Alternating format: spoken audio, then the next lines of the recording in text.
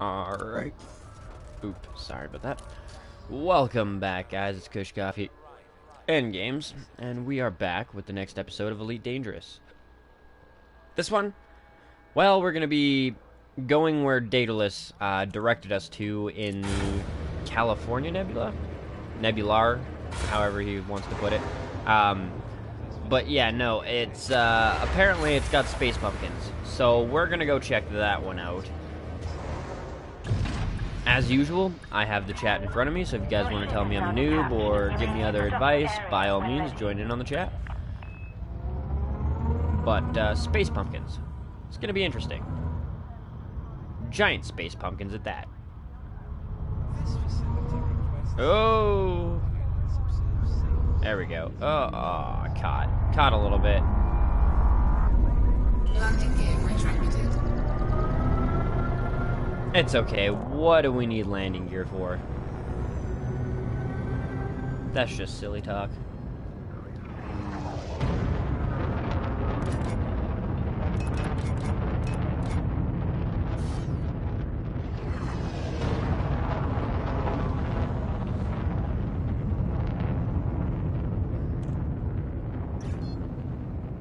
Frameshift drive charging. Yeah, fucking Daedalus said that the area that we're going to has giant space pumpkins. About fucking... Well, I can't remember exactly what he said, but he's like, it's like a couple times larger than your SRV, so... I figured it would be a good thing to do, and I would like to check out also the fact that it's got a planetary nebula. Looks... Well, sounds like it's gonna look really fucking cool. So there's a lot to this that's going to work out good for us. And then we're going to hop around and maybe check out one more thing. I'm not going to do too long of a stream for the second one. Not for any particular reason other than my girlfriend just kind of wants some time alone. And I'm fine with that.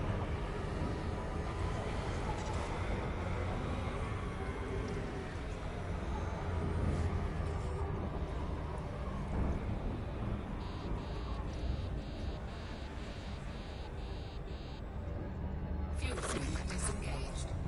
Frameshift drive charging. So yeah, this stream will probably be like an hour, maybe 2 hours. Probably 2 hours. Who am I kidding? Hour and a half or two. I mean, fuck, it's gonna take us like, well, another 27 jumps just to get over there, which is probably gonna be 45 minutes alone. Oh well. Oh 07 Daedalus, welcome back, bro. We are going to check out your space pumpkins.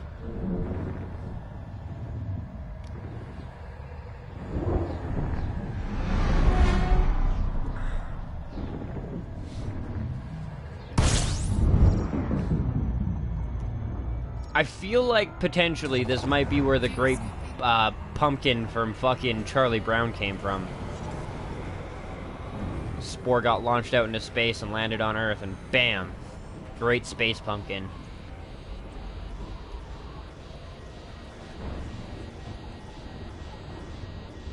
Fuel scooping complete. Frameshift drive charging.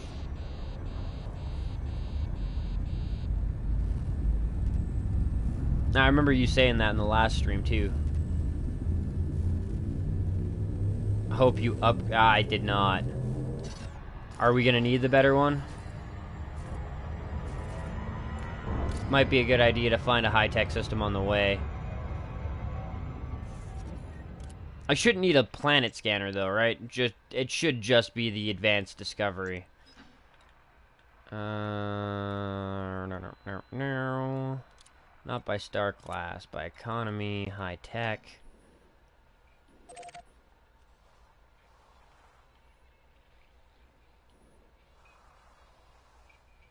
Gotta be something on the way.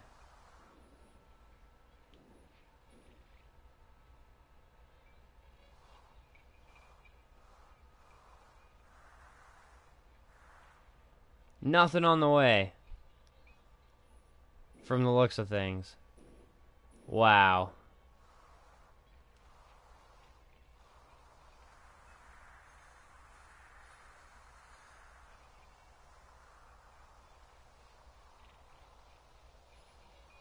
Fair enough.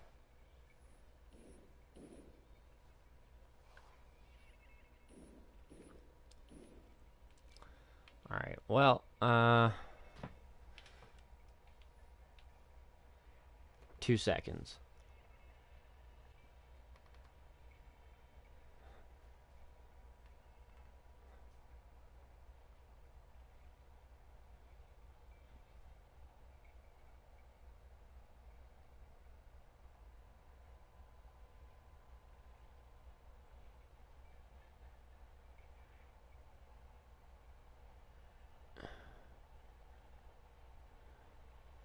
Oh, for fuck's sakes.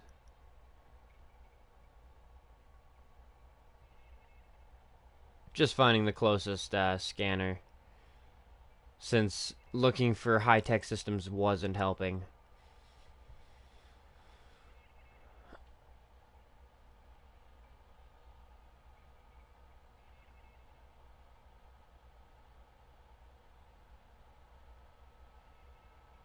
And the system that I'm in is Snifu. Or Sinfu.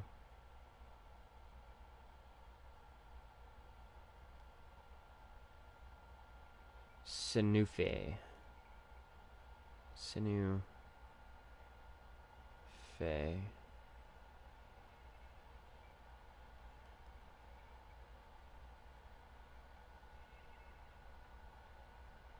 Jesus Christ, there's a lot of Sinufes.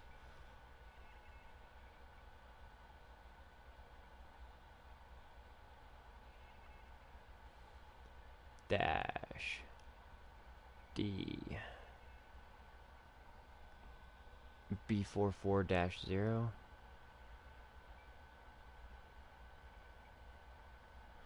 There we go. Holy fuck, that is just a ridiculous name. 81.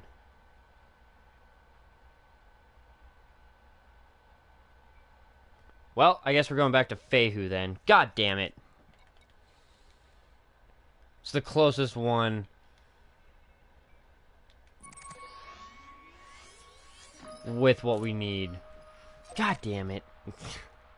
Ah, shit. Oh well, it's not the end of the world.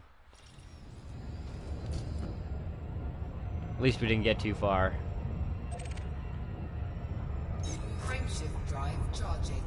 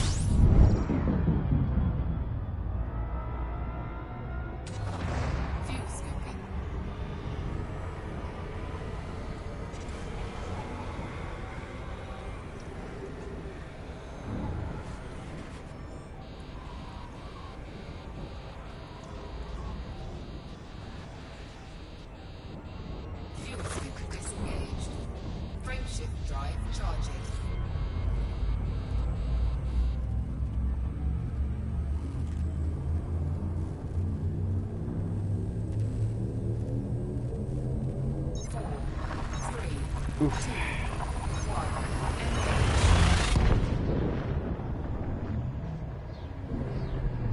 What was the other thing that you mentioned that this place has?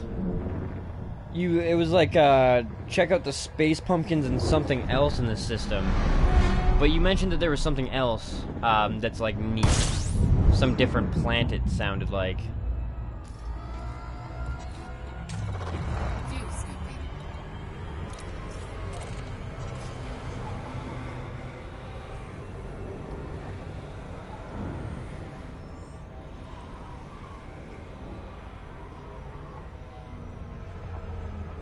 Aditi? I have no idea. I've not heard of that system. Or that, exploit or whatever.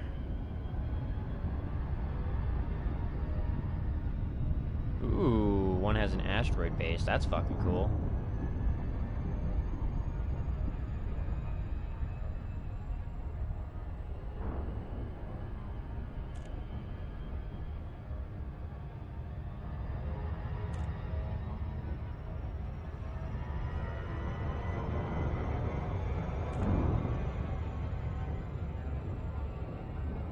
That's the one. Bark mouths.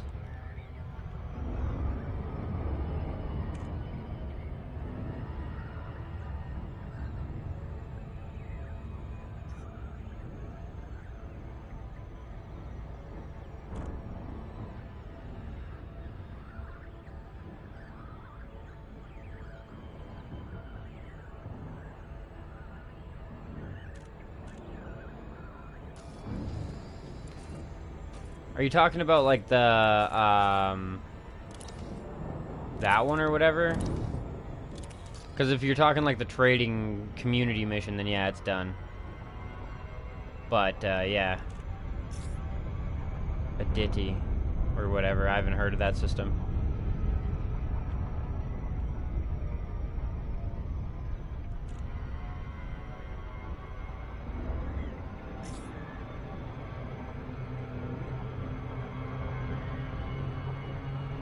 So do the bark mouths actually bark at you? Because that would be fucking cool. Or are they just like giant pit bull looking plants?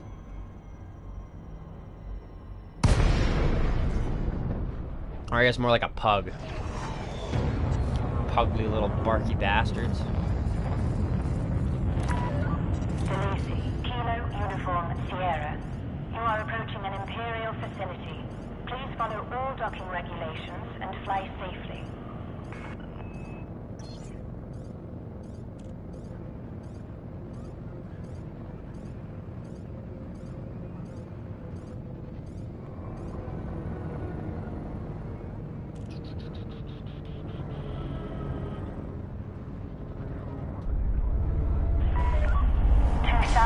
Oh, damn it. I was just fucking so close.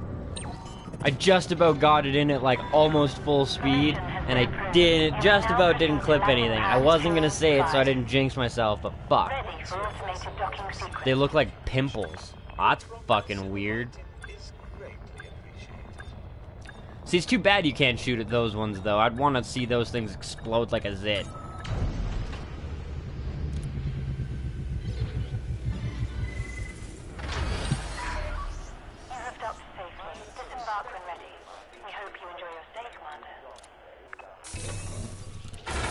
Outfit me, bitch.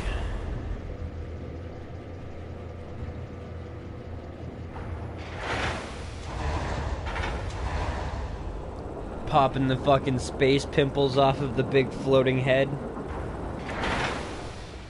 Making sure to get swifty every once in a while.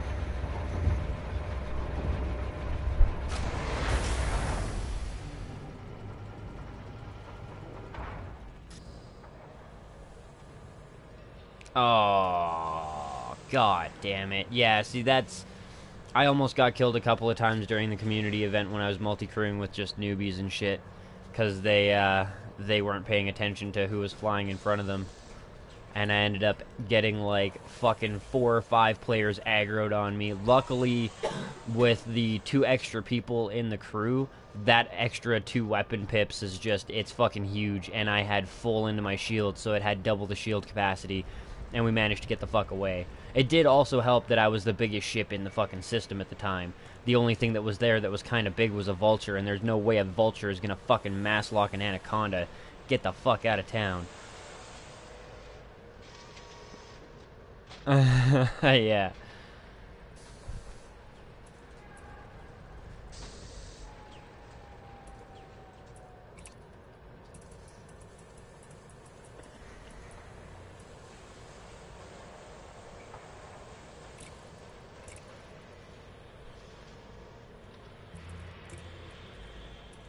What the hell? It said the advanced one was here. The fuck?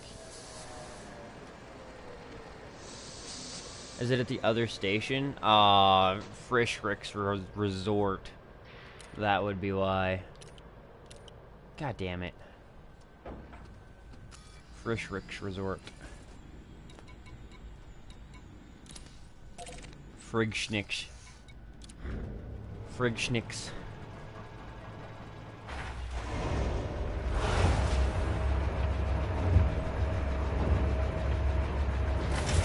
The Szechuan sauce, yeah. I'm pretty fucking excited for the next season to hurry up and get the fuck out here.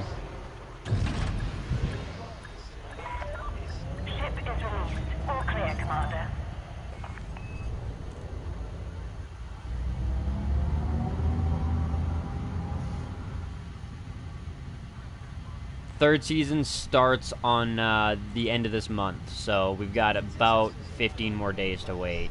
16, 17, 18 days? 19, something like that. So there's like, it starts on the 30th, I believe, of this month, so.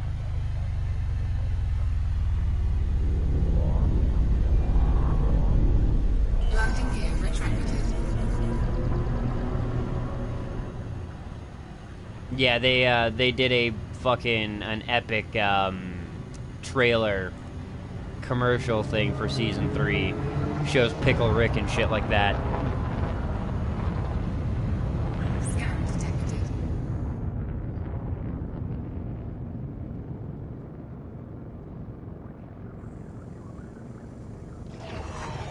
It also shows summer getting really dark and like into shit.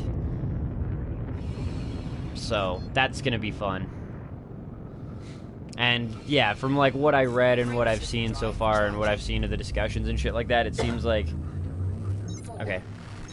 It seems like they're planning to do it like the last season was kind of like how Morty was affected and his growth from being next to Rick, and this season is going to be Summer and her growth and how the rest of the family kind of is evolving around all the fucked up shenanigans that they've been up to.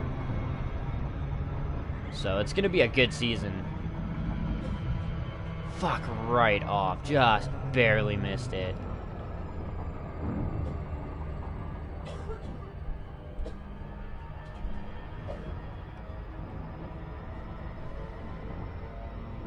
And yeah, Terry, from what I understand, engineered versus not engineered, engineered wins. So even in like an engineered Python versus a non-engineered Anaconda, the Python with a half-decent pilot is still going to fuck its day up.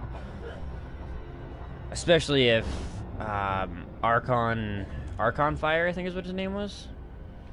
It's been mentioned a couple of times, but that guy like goes around in a modded, like a engineered right up fucking Sidewinder or Viper and wrecks stock Corvettes. Just fucking annihilates them.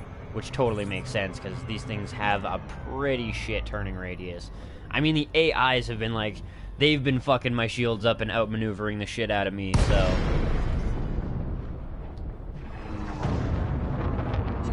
Archon's Fury, I think that's the guy's name. Maudie knows. If Maudie gets back in, he's mentioned it a couple of times, so is Graham. Kindly observe traffic regulations when approaching the facility. So yeah, engineering is definitely, it's not overpowered because you do have to do a substantial amount to get to the point where you actually even have the resources, and then you have to get a fucking lucky roll to make it like overpowered kind of deal. But if you've got the time and you've got the grind down, and you can make something just stupidly powerful out of something that really wasn't to start with.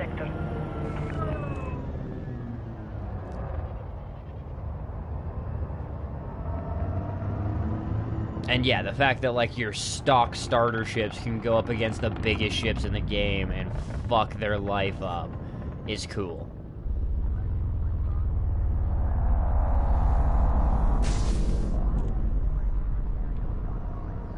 Fuck, this thing's got a fat ass. What up, though, Pridgeon? 07, welcome back to the stream, bro. Can also downgrade you. The engineering? I mean, if you... I assume if you just kind of, like, went with the shitty rolls and stuff like that, then yeah, to an extent, but even then, like, you're gonna be... There's... From what I've seen so far, unless you accepted really shitty fucking rolls, that shouldn't really even be a thing. As long as you kind of prioritize what you need. Like, for me, I mean, I needed a new power distributor after I upgraded all the multi-cannons, because the power distributor that I had just couldn't keep up. But now that I have an upgraded power distributor, and it's been engineered, it keeps up no problem. Well, I won't say quite no problem. If I'm using my beams as well as the multi-cannons, it drains the energy, but... Awesome, bro. I appreciate it, man.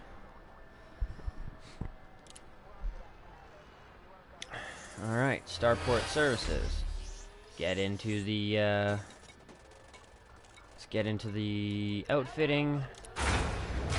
Get ourselves up into the advanced discovery scanner.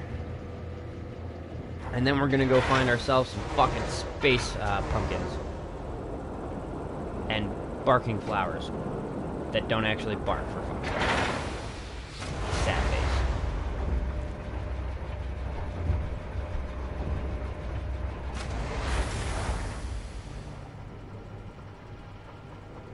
Could you imagine how big of a dick move that would be? If somebody was, like, standing in the dock, like, some poor engineer is, like, working on your ship, especially if he's at the front, like, right where the headlights are, and you just flick them on him. You know what I mean? Like, instant fucking blind for the rest of your goddamn life. Yeah, getting the resources can definitely be a pain. It's definitely one of those things where you want to have the ability to farm it, and the information to farm it definitely is, it's big. Anyways, our optionals, over to our basic discovery, replace that with the advanced discovery.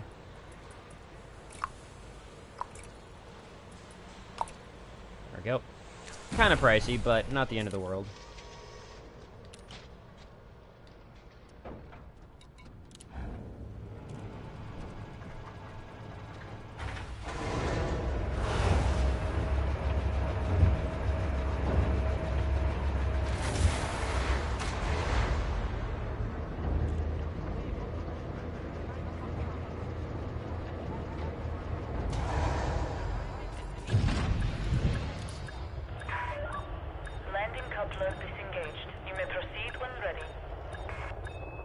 Fair enough. It's like 27 in my combat conda from not the bubble. So it's not too bad. Bookmarks.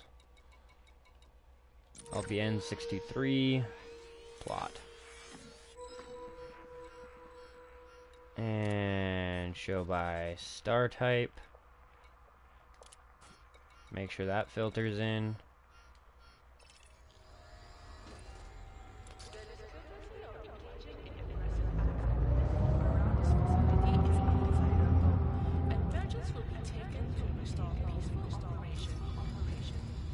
$28.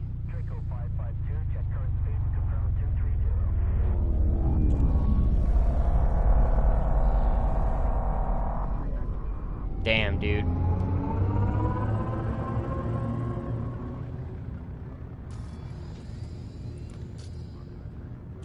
We'll get there eventually. It would definitely help if the frameshift drive upgrade was more than just level 2. And granted, I do have the supplies for a level 5 roll. Well, I don't have all the supplies, but I have, like, the important and really stupidly hard to find supply to do at least one roll for the level 5 frameshift drive upgrade, the jump distance upgrade. So, theoretically speaking, in a while, well, not a while, it'll be a couple of episodes yet, I think, but probably next week we'll be upgrading to the level 5 jump option. Frameshift drive charging. And even if I get a shitty roll, as far as I'm aware and from what I've seen so far, a level, like, even a really bad level 5 roll is gonna be better than, like, a gangster fucking level 2 roll. So,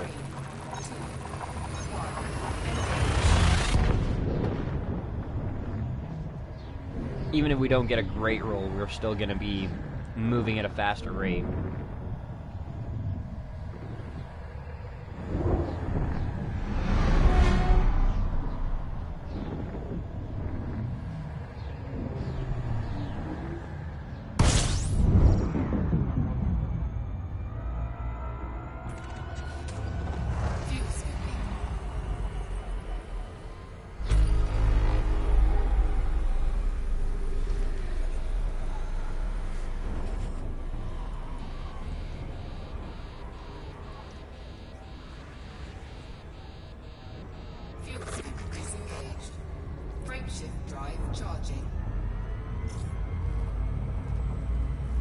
Yeah, see, like, the arsenic, that's kind of a pain in the ass to do. Even if you go to a planet that has, like, 2.5% arsenic on it and shit like that, like, it's it's a difficult resource to actually get.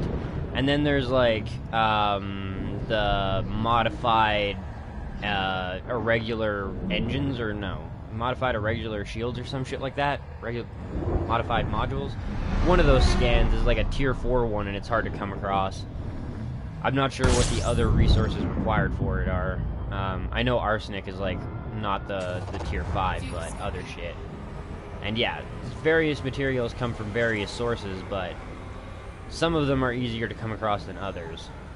Like those, the chemical ones, the chemical modifiers. What is it? I remember seeing it in the inventory here recently. Chemical processors? Might have been that. Anyways, these ones you can just kind of like sit at a convoy beacon and murder a whole bunch of transports in an anarchy system and then collect all the pieces. That's the one, manipulators. So, some of the engineering parts, you just gotta go to the right place. Some of it, you gotta go to the right place and you still gotta get fucking lucky. I mean, even with the ones where you're destroying convoy, or cargo convoys, you gotta get lucky to an extent, but at least you got a constant supply of shit coming to you. When you're in the SRV and you've got to collect shit on the ground, that's a different story. You, as we've seen, can be driving around for 5-10 minutes and not find a goddamn thing. It does help when you know what the fuck you're looking for, and once you figure out how to use the radar, it's going to save you some time, but yeah.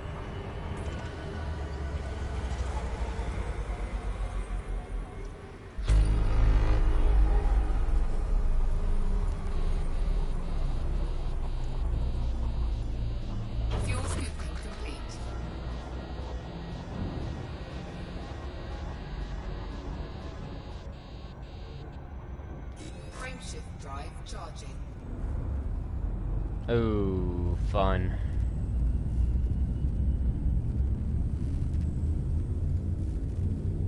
I think the Sontol relics or whatever, if you haven't done it yet, if you read what the engineer's little paragraph says, it tells you where to get them, I believe.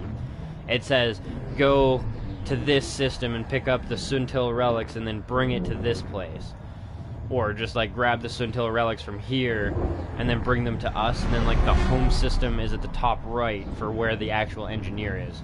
But I'm pretty sure, if I remember correctly, there was a paragraph that described that for that engineer at least. If not, you should be able to find the Sontol relics through the rare commodity on like the database, the EDDB should be able to tell you where it is.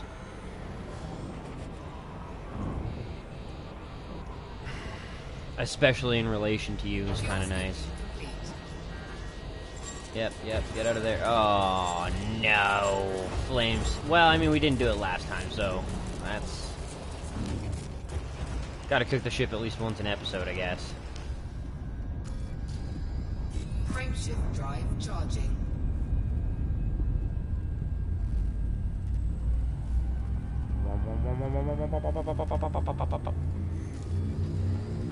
"24 jumps to the space pumpkins." Haha. Yeah, most engineers don't tell you where to get the materials. At least from the engineers that I've come across so far. But that was the one guy where it was like, oh, go here and pick these up and then bring them to me. Oh, okay, well, that's not that difficult. Way to take the fucking... the question mark out of it.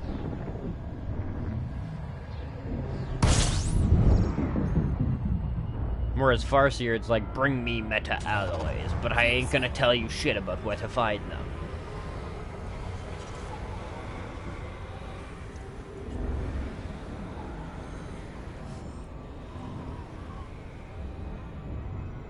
Fuel sync disengaged. Frameshift drive charging.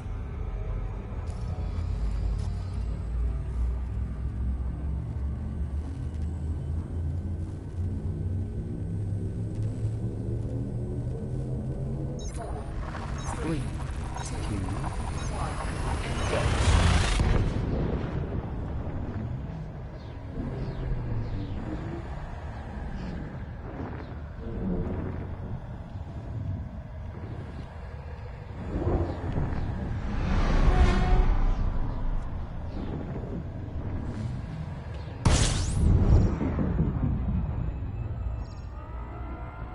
Gave the rest to NPC pirates. Brutal, dude. See, the good thing about, like, meta alloys or any other rare commodity is if you bring it with you to trade to stations, it makes them like you more. I mean, that's something that I might even consider when I do go back to Fehu or whatever, to raise the allegiance with them to make it so that I can get the higher tiered missions quicker. I may bring back a whole bunch of rare resources with me on my next trip, depending on how far away I am from, like, rare resources and the actual place itself. But Fehu, if I was in the bubble, I would go past a HIP 8364 as well as Altair. Theoretically, I mean, I probably wouldn't jump through their systems intentionally, or like not intentional, but like through the autopilot, the auto plotting. But it's on the way anyway. So if I go by there and I pick up, you know, 100 and something worth of rare commodities, and then I go back down to Fehu, not only am I going to make money because it's over the 150 light year jump, but I'm also going to make them very happy with me. The only shitty thing is that I will have a chance of being interdicted, but in this thing, I mean, I did have one instance where I got interdicted, and it was just like one guy, and it was like, fuck you, bud, I'll fuck your shit up. And then a whole bunch of other guys appeared on top of that, and it was like, oh, okay. Brought friends? Like, what the fuck? Thought we were gonna have a fair fight here. But yeah, I find it hilarious that shit starts flaming all over this fucking thing. Once it gets hot, that's it. It's game over kind of deal. It's like, blam. Did you order the heat setting on your fucking, on your thermostat? 'Cause too bad.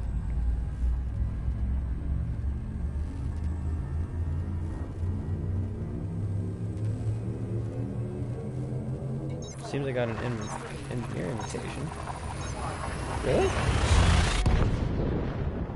Actually, oh, there we go.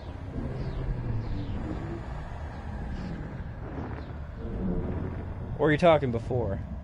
Because I've had a new one since I unlocked the Outsider, or started doing work with him. Oh, actually, I might even have a new one too, because I did find, like, I did get that one chick up to level 3 as well.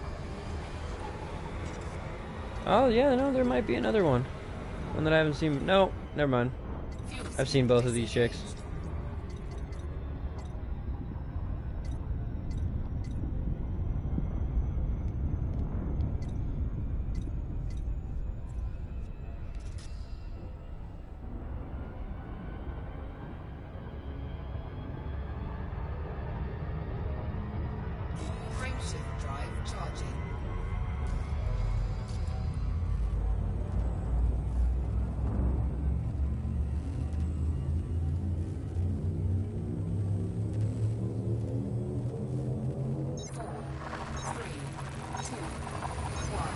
Yeah, it was, I think it was yesterday, was that invitation there.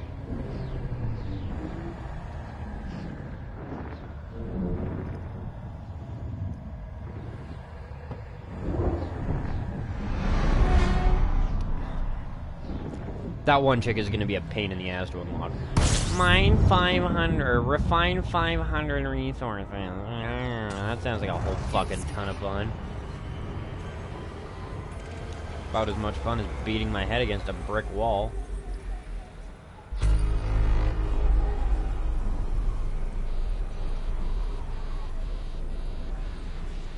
Alright, let's not burst into flames this time. Or at least attempt to. 19 to go, so we're getting there. 19 to the space pumpkins.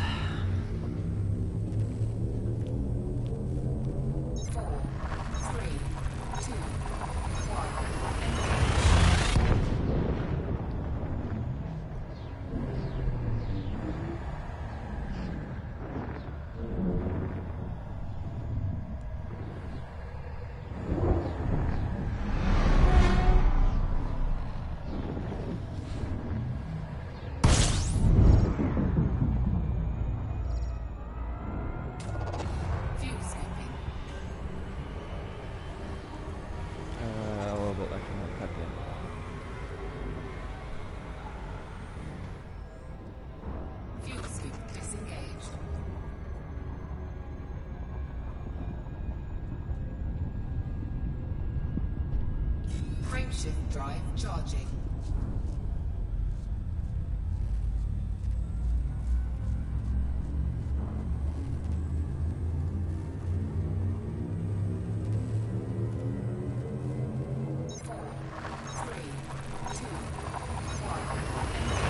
Ah, yeah, fair enough. I've done the scanner a couple of times. I always forget.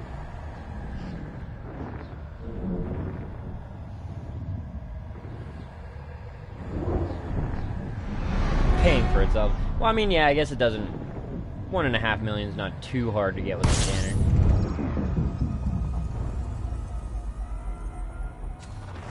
Fuel scooping. 5 objects.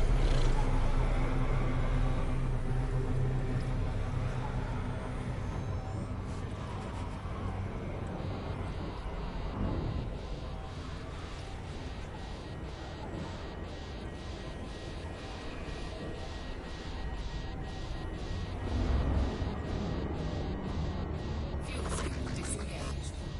Frameshift drive charging.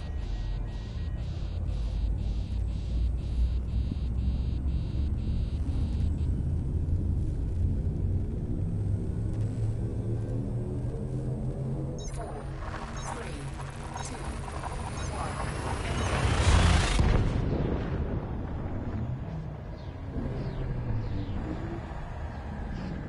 Then check the system map while scooping, then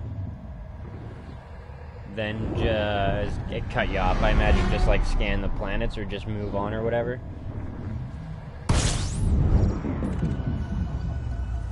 Probably get the flow of it down more when I actually do more proper exploration.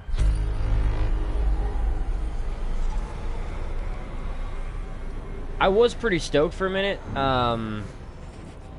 I like thought I had found a system that hadn't been discovered yet, but then it turned out that the system was like owned by the Federation. It was like a super powered system or whatever, and so I couldn't scan anything to be new, and I was like, ah, you sons of bitches. Yeah.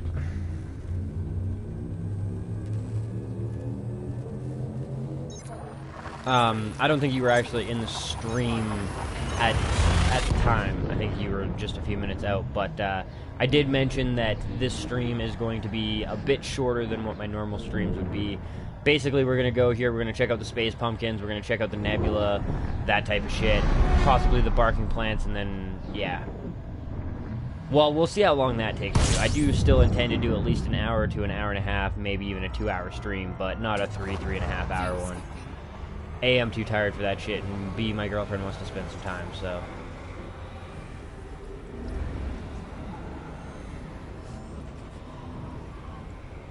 Yeah. Fuel scoop disengaged. Frameshift drive charging. See, I was considering putting the, when I do exploration and shit as well, I'll probably do economic route, because a lot of people seem to do the fastest route, and the economic route should hopefully take me to shit that's, you know what I mean? Gotcha. Works out good then.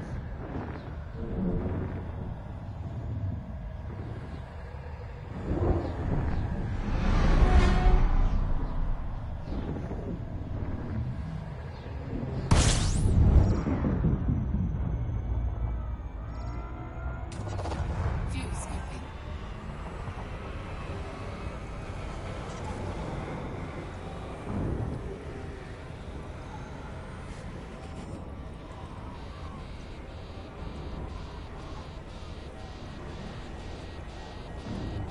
Oh. Not paying attention to my heat. As per the fucking standard. Just don't look at the exploding shit, it's all good. If you don't look, it's not happening. Drive charging.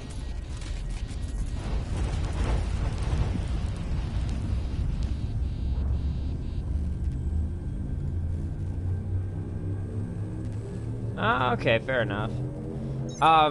When I do start going out and properly exploring, I will filter that way. Even for, like, proper exploring...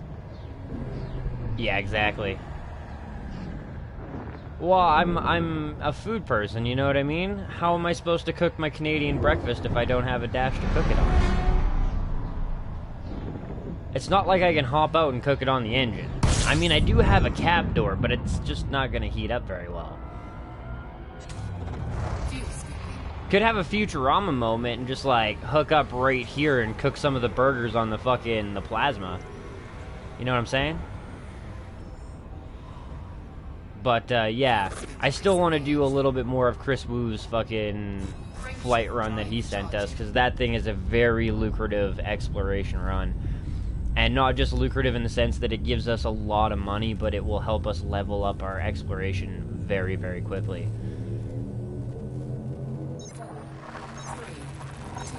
True, true. But I'm looking for that au natural nuclear fusion, not our own artificial form. I'm looking for the original propane and propane accessory, you know what I'm saying?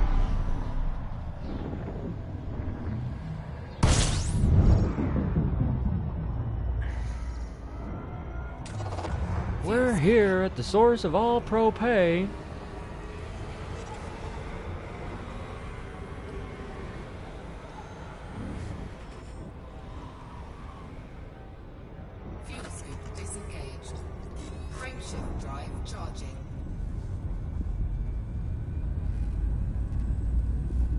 Oh, sweet.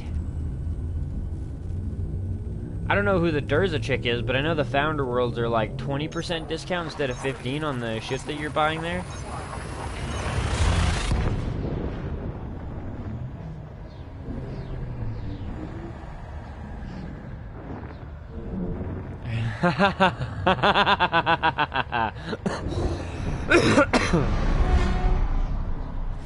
Getting up all in that sink there.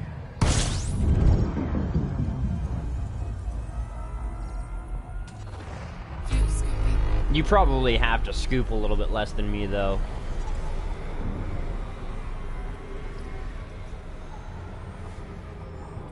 Yeah, and isn't a Founder World 20% discount as opposed to the 15 for the Li Yong-Ru systems? So it's an even more lucrative deal? At least that's what I've been told. Frameshift drive charging.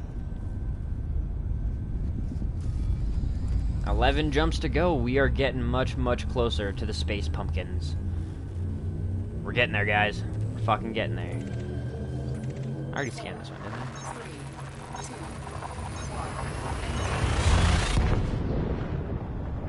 Yeah, fair enough.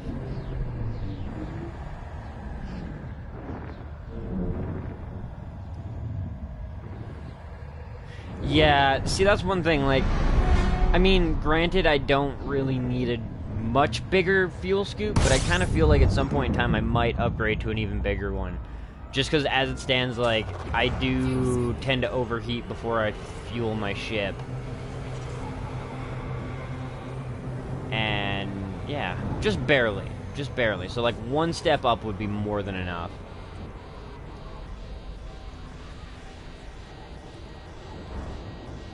And then I wouldn't cook my fucking ship so much.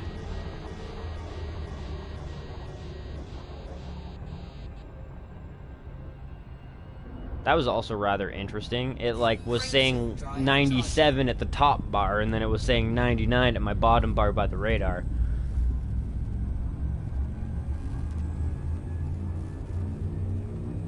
Yeah. That's been recommended to me as well. Same thing, like, doing the, like, doing upgrades on weapons and then storing them if you can't use them, if it uses too much power or whatever, and then just calling the weapons to you when you need them. That's probably a large part of what I'll do. I don't know if I'll go vet so much as I'll go cutter, but yeah.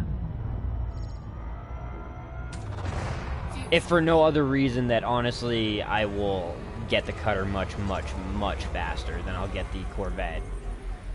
I mean, I still haven't, like, ground away at my next rank for the federal fucking shit. And I probably should, because I still have that running bet with Snoopog to see which one of us can get to Soul first. He's probably ahead of me by now. But, yeah, no, like, I will probably be getting the cutter first, and when I do have the cutter, there's a lot of stuff that'll be going from my Conda over to the cutter to make the cutter the full fucking combat vessel, and then making the Conda an exploration one. Because I know the cutter does have a much better turning radius and shit. Yeah, I like the vet. I mean, I like the idea of the vet. But, the only thing with the vet that I don't like is the just god-awful jump distance and the insane amount of money that you have to spend to bring it to a place. And like I said, like, it's not like I won't get a vet eventually, but...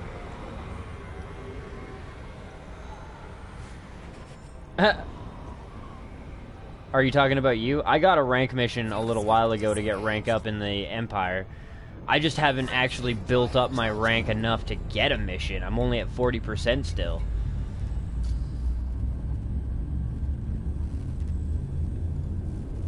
The rank farming is insane, I bet.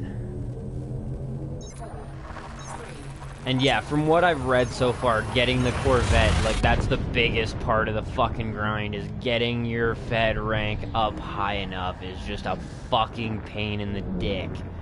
And also, from what I've read, the boom data missions have been nerfed and shit like that too, so you can't... Like, it's like, Buddy was doing the math on it, and for his runs at Sothis and Seos, he was making approximately 20% rank per hour, which means that you're gonna be sitting there for like a week to try and grind away at enough rank to fucking buy yourself a Corvette. That's not even including the money to buy the Corvette. But I do eventually want to join the vet club.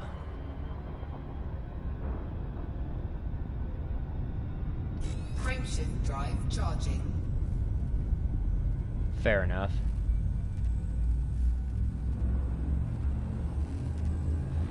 See, from what I've been told with the modules and shit like that, when I'm moving my my Corvette, depending on where I'm moving it to and all that type of shit, and if I'm going to be moving it myself, I may strip all of that shit out and then just call all the pieces to me afterwards to boost the jump distance and save me a bit of time. Because I've also been told that the modules and shit like that arrive much, much faster than the ship.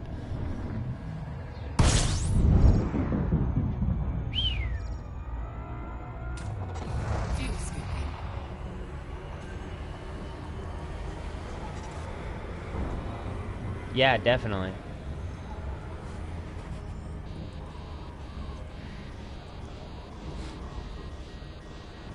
And yeah, I know Craig came in and mentioned the Fehu and shit like that, and how that's like the new Quince, but that's once again for Empire rank. And then there was the Who Singer or whatever that was mentioned that's good for Fed rank, but when we went over there it didn't have the missions that we needed. That'll probably be another one of those things that I kind of do off camera as well, for the sole fact, and it's not that I don't want to do it on camera, but for the sole fact that I don't want to have my fucking game constantly crash on me and have the stream constantly get crashed. And board hopping fucks my game that way. The PlayStation 4, it's not the worst I've ever experienced, but I've definitely had numerous times where I've board hopped before, and when I start loading back into the game, it just crashes. Blue screen straight to the fucking dashboard. Ah, okay. Fuel skipping.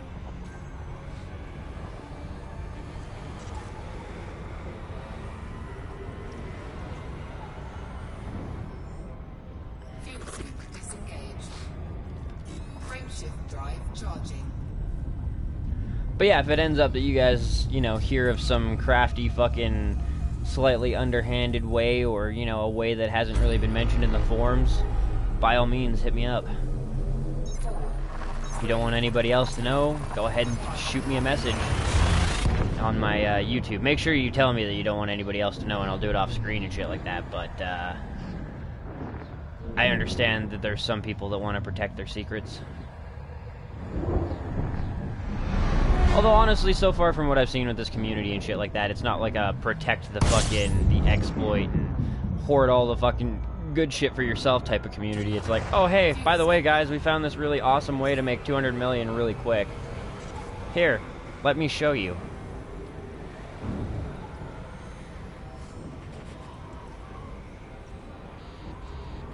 Which is also why I haven't felt too bad about telling a couple people about the Altair route.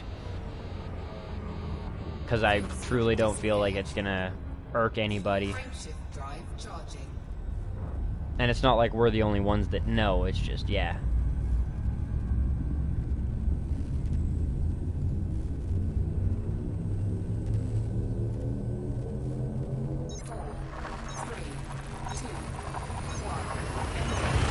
Nah, brutal, bro. That's unfortunate, man. Well, here's hoping you're able to hook up with me later on tonight and we can do some multi-crewing. You can fuck some shit up in the fighter craft.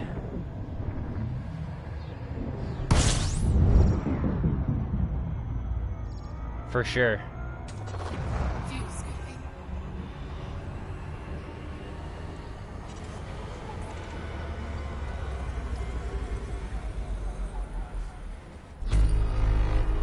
No new objects. Lame. Gotcha. But yeah, if it's something that I can manage to do without board hopping, then I'll probably stream it. But as I said, like when I was doing my quince runs and shit like that, it was like probably every 5 to 10. It wasn't very consistent when it would crash, but within 5 to 10 rounds of doing things, it was just like, okay, fuck your life now, like, you're done. I was gonna say, what the fuck? Or just fucking hyperspace me. Cannot comply. What the fuck? What do you mean cannot comply?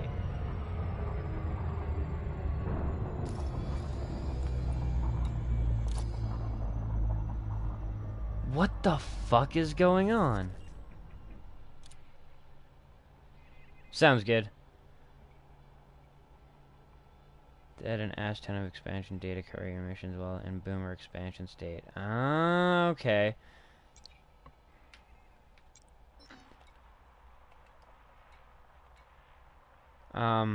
But yeah, no, I'm not sure what the fuck's going on here. Okay, so we're out. Now can we charge our hyperdrive? Like, what the fuck?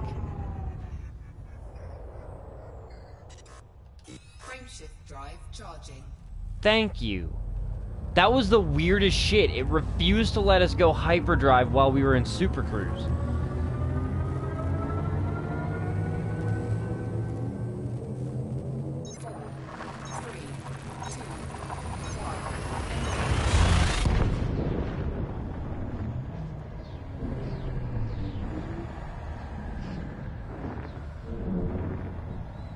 Gotta love them game glitches.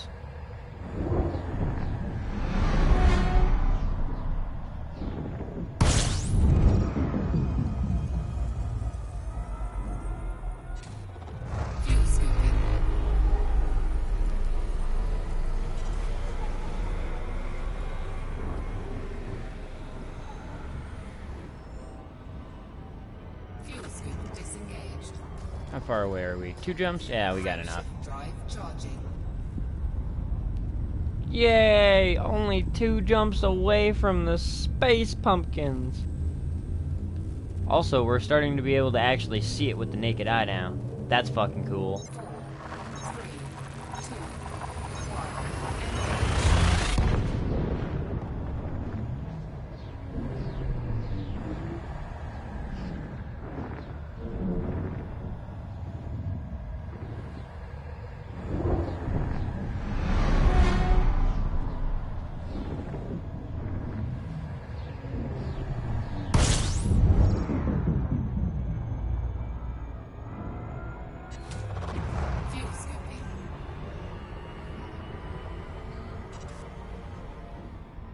Oh, I can't, like, see the nebula with the naked eye anymore.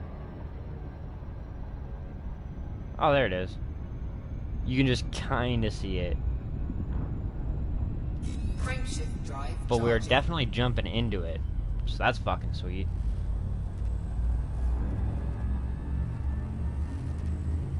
Or land on the dark side of a planet to see the nebula fully. Got ya. 4, 3, 2. I imagine the nebula looks better when you're in it.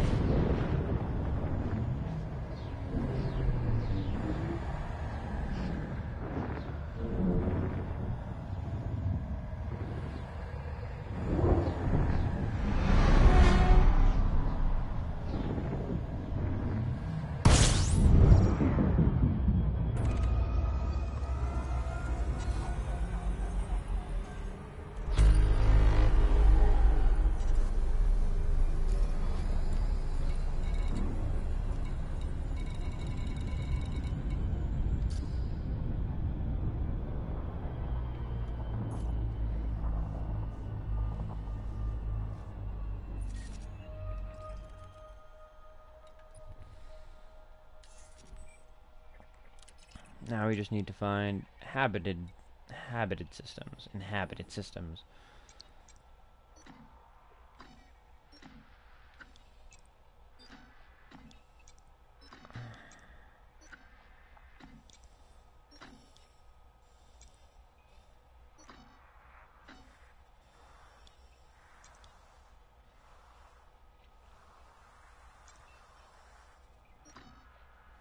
Gotcha. Government. Remove none.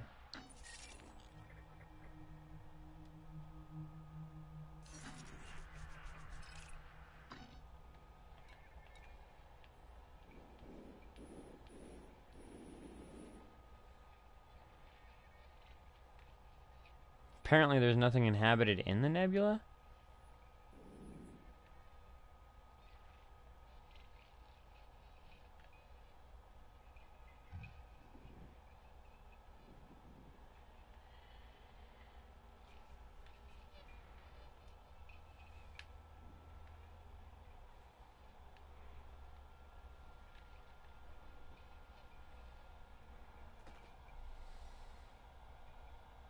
Oh, fair enough.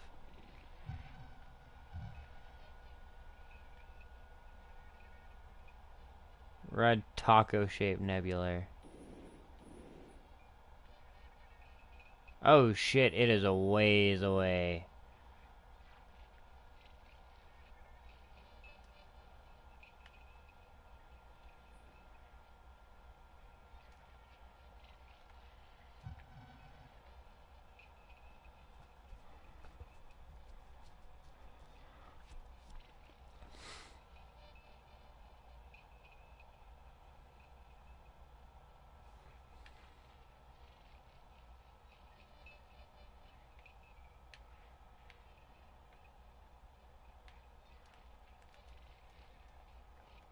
How the hell did I...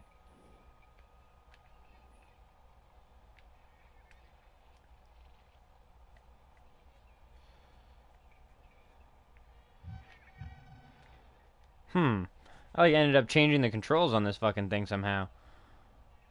Cause yeah, I gotta like steer with the thumb pad or the touchpad and then go down with the actual thing. Alright, well there's one of them.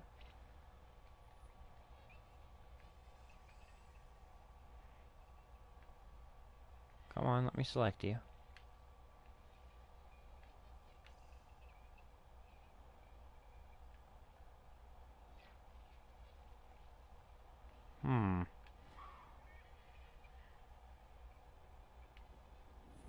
Yeah, fair enough. I was also thinking I might just go back to like realistic looking maps.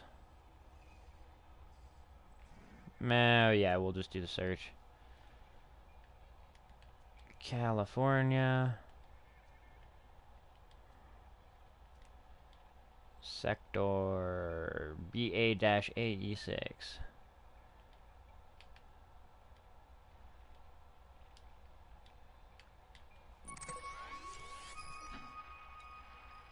Wow, it actually isn't that far.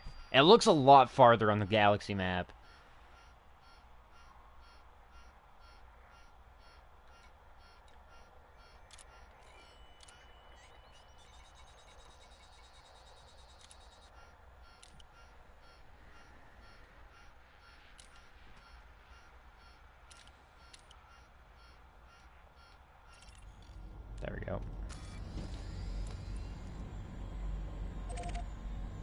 26 jumps. Damn it. Well, I mean, I thought we were close.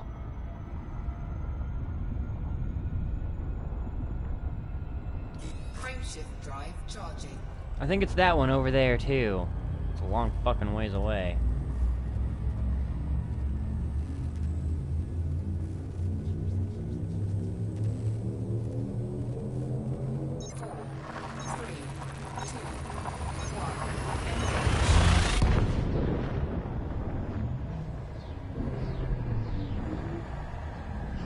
Oh, yeah, I guess that's a fair point to make as well. I didn't even look at that nebula. Yeah.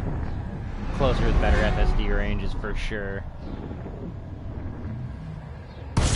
Like I said, though, that's why I'm going to get some materials and shit gathered here in the near future, and then I'll be doing some pretty heavy engineering on some things.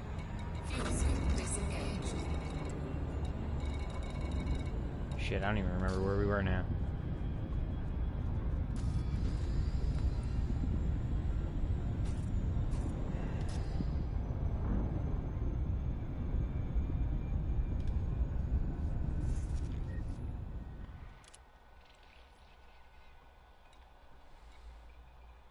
LXT B30.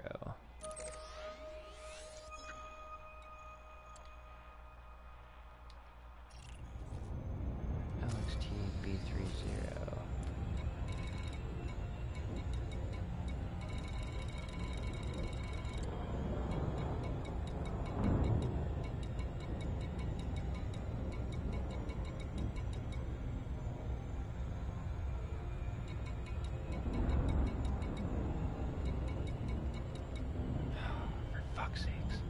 Drives me nuts.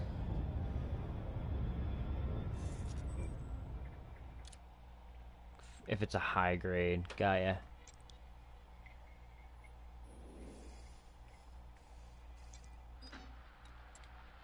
Why is it? Oh my god, this shit. Why? Why is it unavailable? That doesn't make any goddamn sense. It's not like I didn't just fucking jump from there.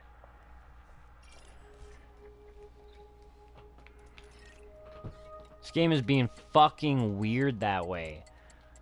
For what reason? Why is there no route? We just jumped from there. Oh, so dumb.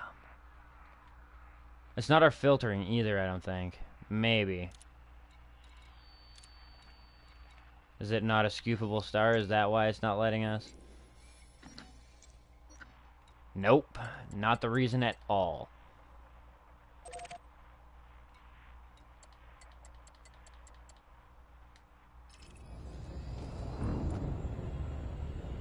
Oh, fair enough. I thought that was a I thought it was the system that we came from start to end sort of dealio. But if that's the case, that makes sense. This one. Ah, okay, fair enough.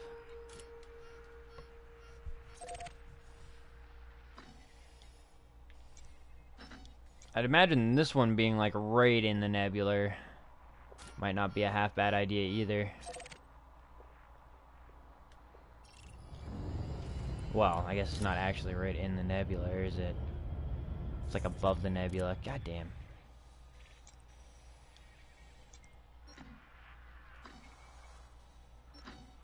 Yeah, fuck it. We'll just go back here.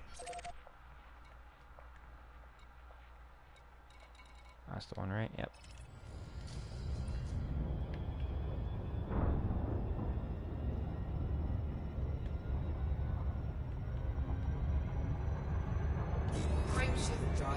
See, that does look cool from that angle, even.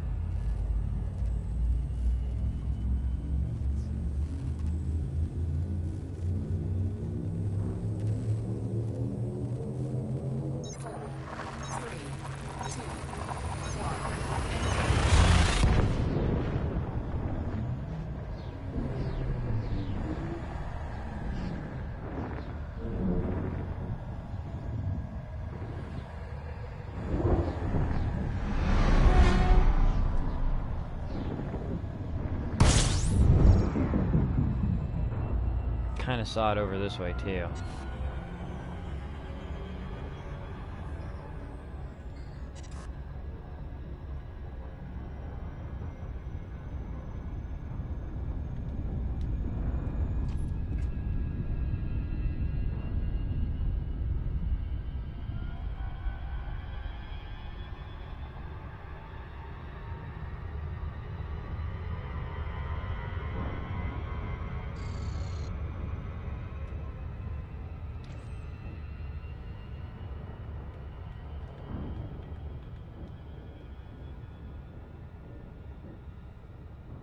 That makes for a pretty nice screenshot.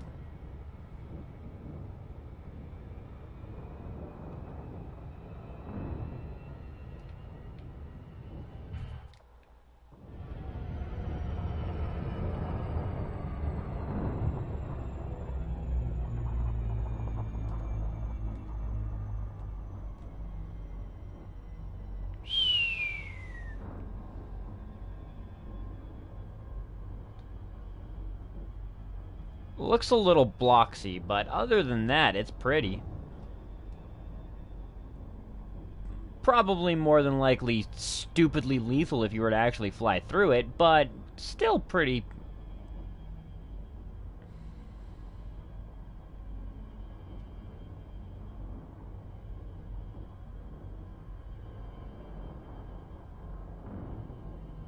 Neat.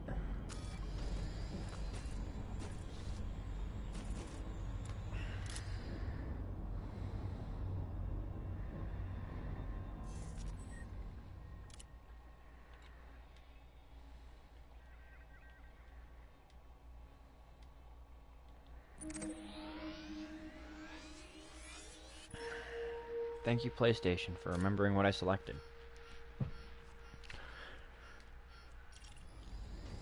Oh, and make sure it's the scoopable or the cool stars because, well, logic.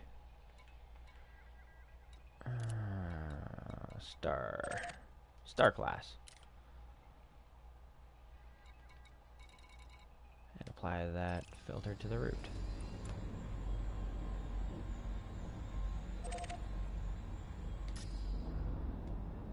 Whoa.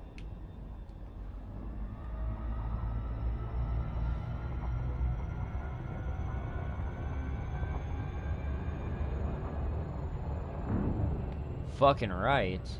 Is that the one that, that's not the one that you sent me already, right? The planetary nebula that looked like the two blue stars? If so, I've got that one bookmarked already, so I'll definitely be checking that out at some point in time. Oh shit, insufficient fuel. Whoop. That would do it.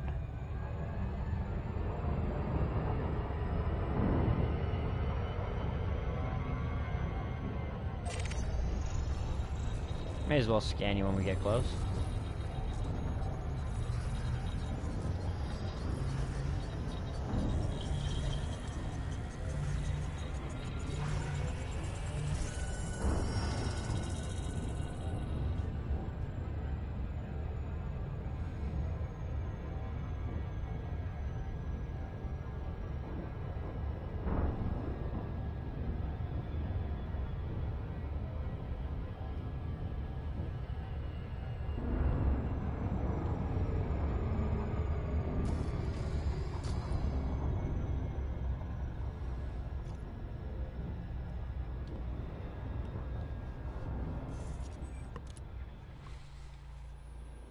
Hmm.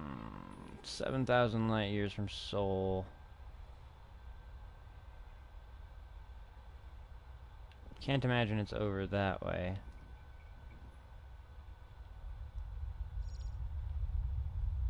And that's too far.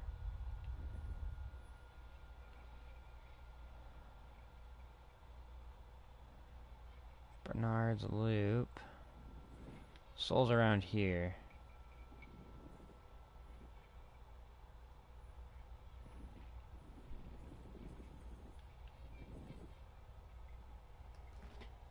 Bubble Nebula. Oh shit! No good. God damn it.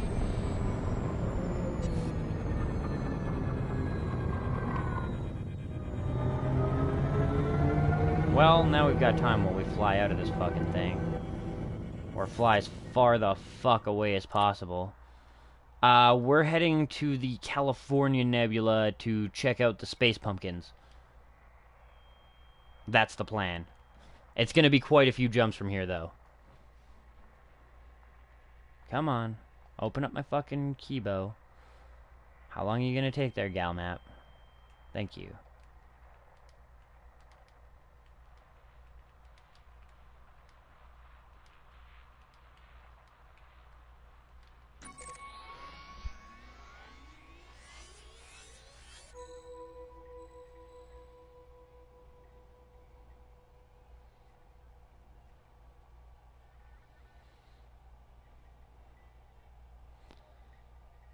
Yeah, drive.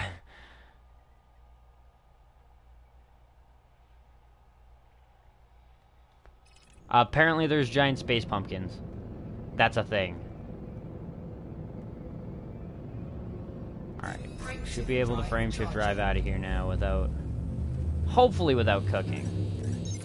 Yeah, I was gonna say, I'm aligned, motherfucker. Don't even play that game with me.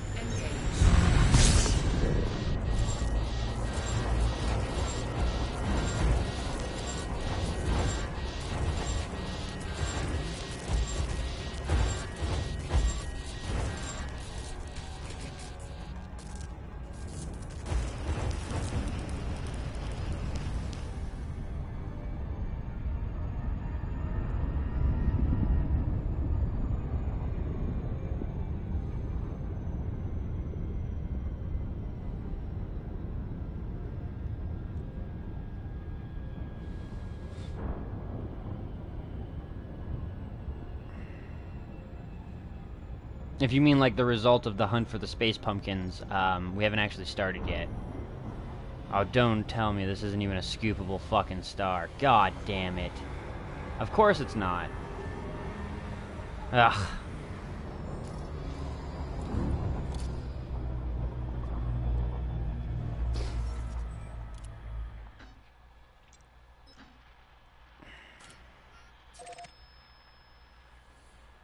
I have it sorted for scoopables.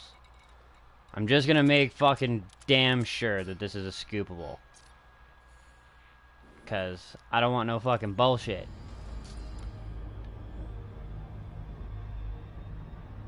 Oh. Okay, got ya.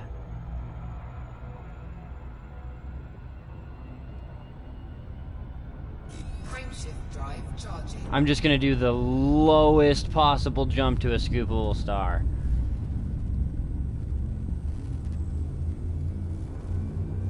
But yeah, I was considering that I might have to call space rats or self-destruct at that point.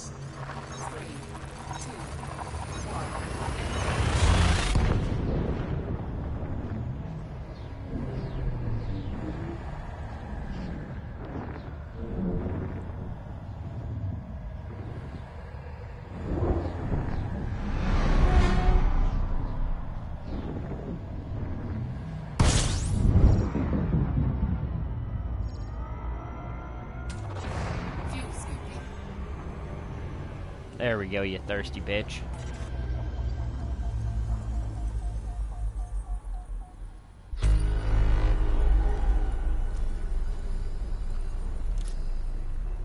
One day I will legitimately run out of fucking fuel, but it wasn't today.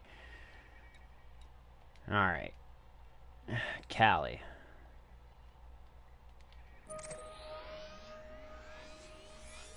No more distractions, no more detours. Callie.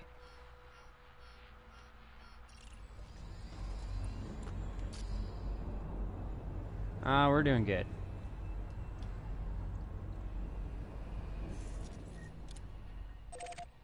I do not know. It's kind of a multi-craft vehicle right now. It does have a decent jump distance, so I've been bringing it with me just because I really enjoy flying it. But as it stands, my ASPX does still have a better jump radius. Or jump range.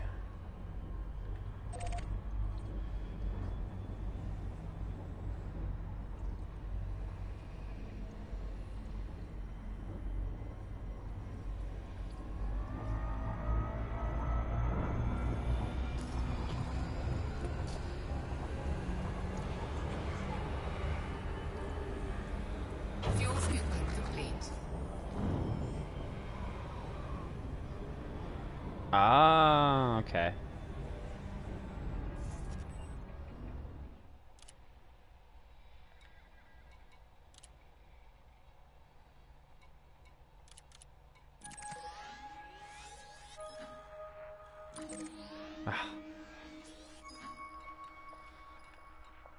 I wish it showed your like current or your like start point and then your last point, so I didn't have to keep fucking putting this shit in.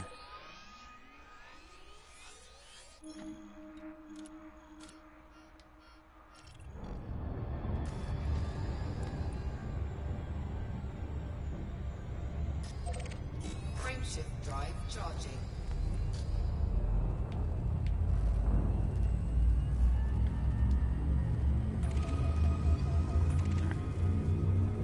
Finally on the way to the space fucking pumpkins. 4, 3, 2, 1.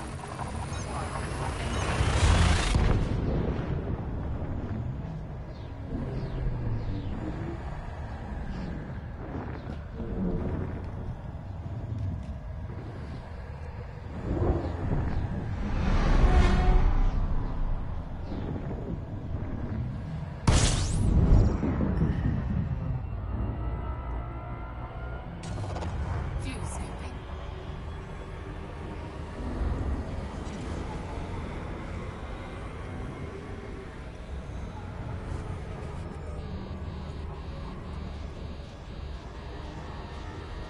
Fuel scooping complete.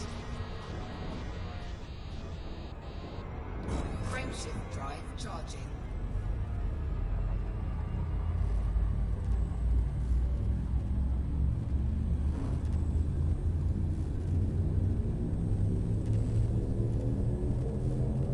Four, 18077.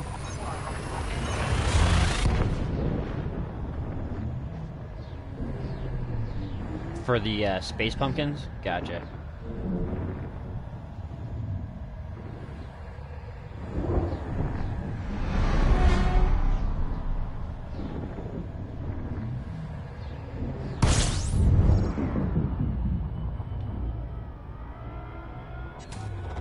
Fuel scooping.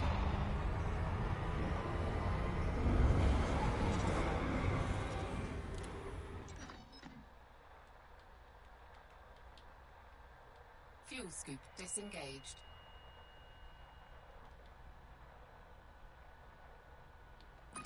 Gotcha.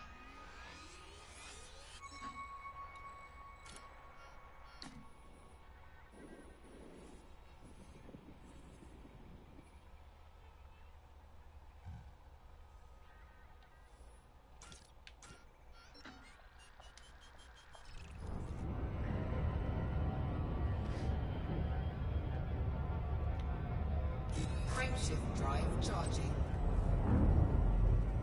Okay, it, like fucking disappeared, but whatever, we should still be good.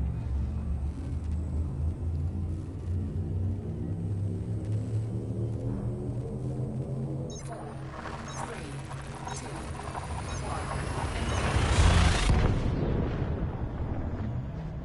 1. On the bright side, that should be a little bit closer. Even if just a little bit.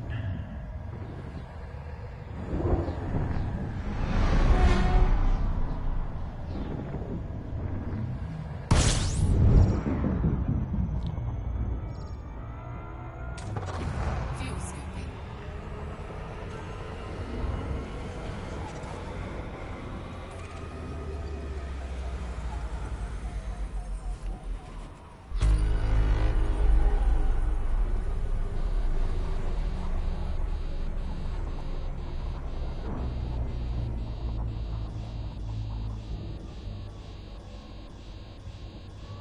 Fuel scooping complete. Frameshift drive charging. Frameshift drive charging. Frameshift drive charging. There we go. Feather the shit out of the heat on this bitch. Well, I mean, eventually I'll get to the point where I can feather it. So far, I think the best one that I can feather is the ASPX. Every once in a while now, I'll get it to the point where it's, well, and granted, I haven't flown it in a while, so I'm probably not as good with it, but by the time I was done flying that thing, I got it to the point where I could, like, generally get it to 99% heat and then still zap away and shit like that. Like, I had the timing pretty fucking close to down. I'm getting a little better with this ship, but it's different. 21 to go.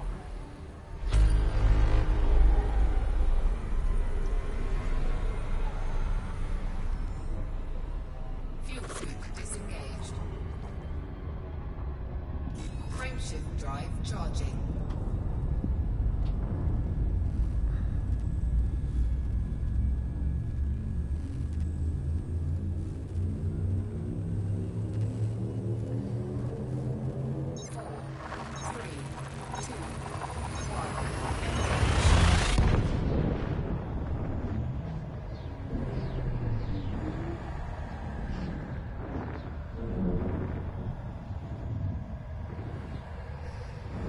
Less damage? I thought you didn't take damage as long as you didn't get it over 100. At least that's the way that I've experienced it so far. I've never actually had my ship integrity go down if I didn't go over the 100.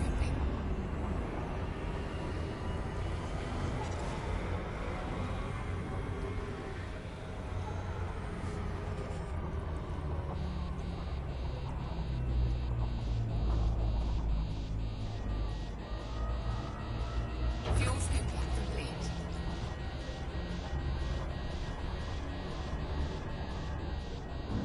Frameshift drive charging.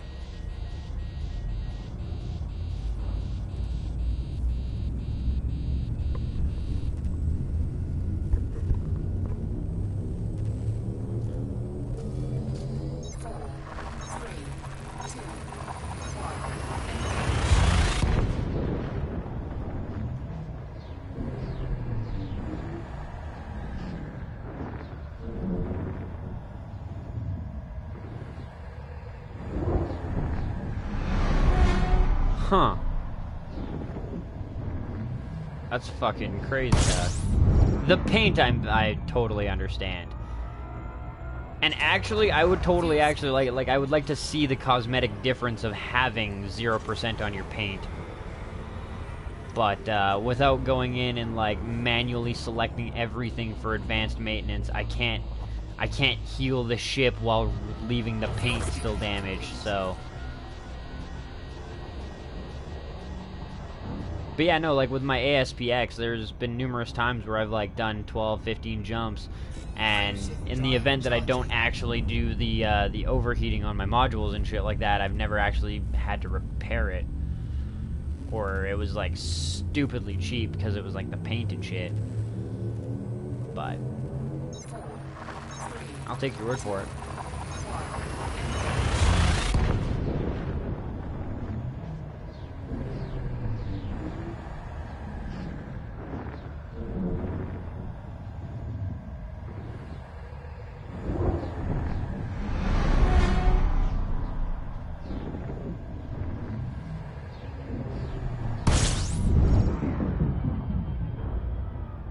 That's cool.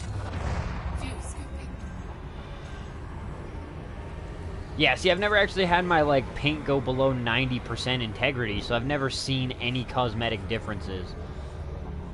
And then, like, the one time that I was gonna go into combat and, like, keep my paint all fucked up and shit like that was when I figured out that the only way to do the ship maintenance otherwise is to just painstakingly fix everything by hand. Well, not by hand, but, you know, click, accept, click, accept, click, accept. It's fucking god-awful. Frameshift drive charging.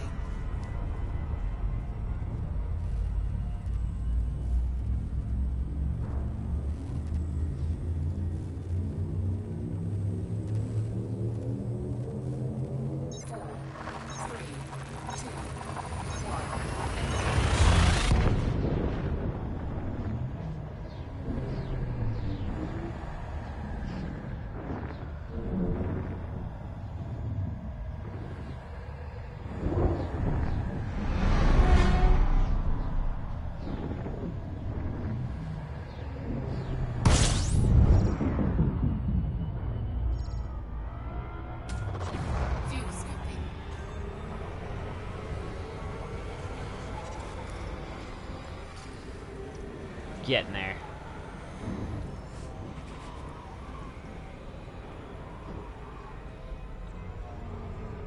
Fuel scoop disengaged. Frameshift drive charging.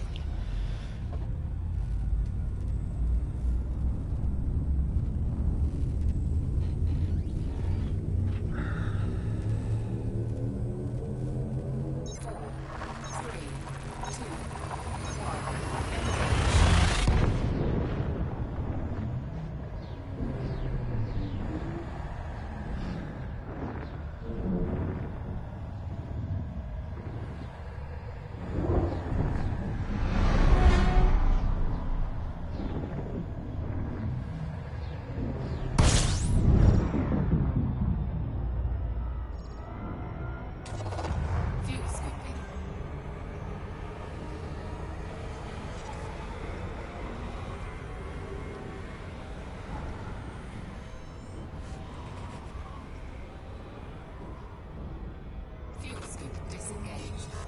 Frameshift drive charging.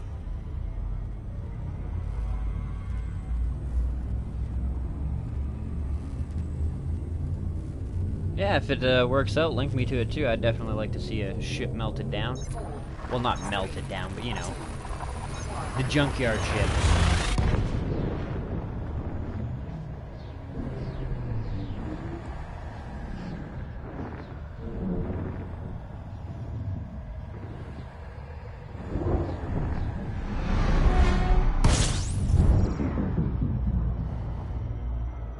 Nice. Fuel scooping.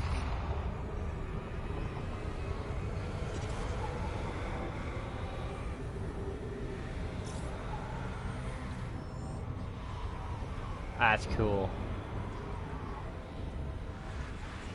Having 2 stars that fucking close, like, holy shit. Fuel scoop disengaged. The fact that that happens and they actually, like, coexist is just mind-boggling. Frameshift drive charging.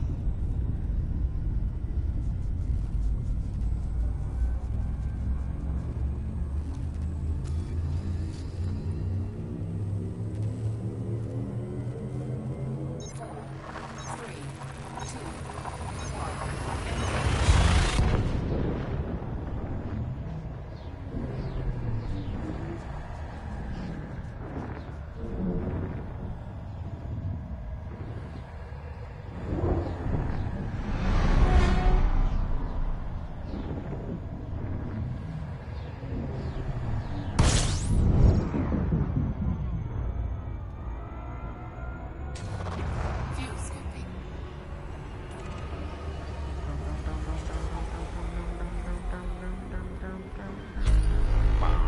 Like, 10. Fuel scoop disengaged.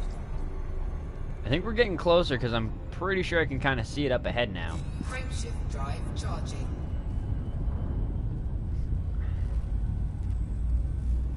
There's another interesting nebula over there.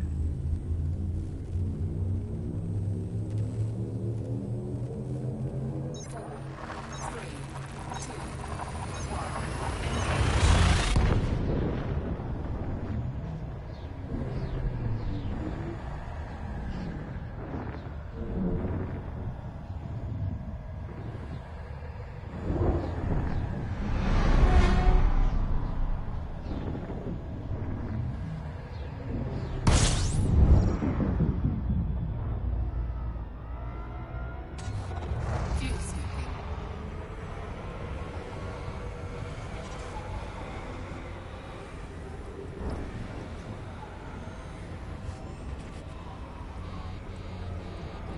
May as well scoop up while we're here.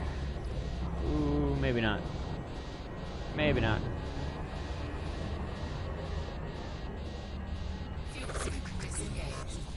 Frameshift drive charging.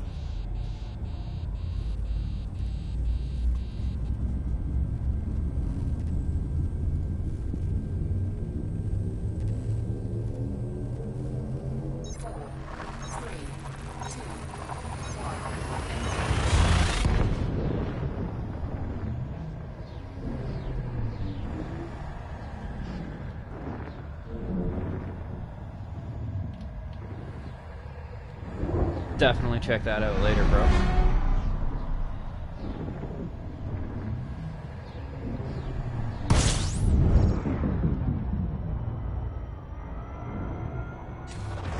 Fuel scooping.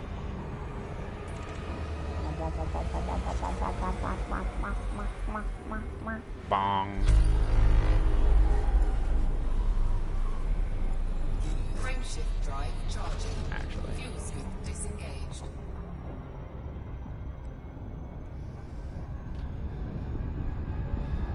Scoop up while we're here. Legitsies this time, though.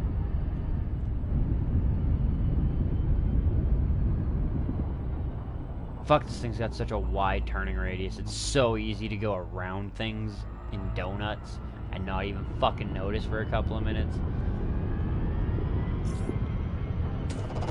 Fuel scooping.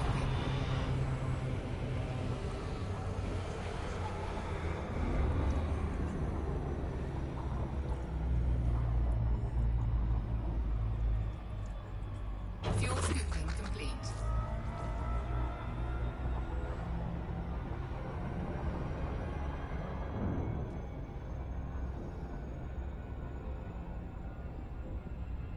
Frameshift drive charging.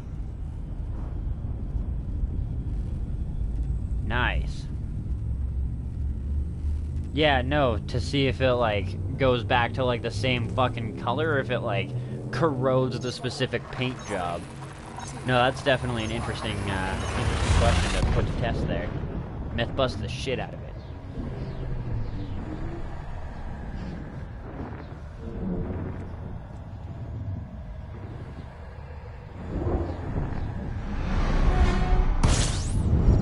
I wonder if not so much the paint job, but potentially the damage might have to do with the black holes that you went and checked out too.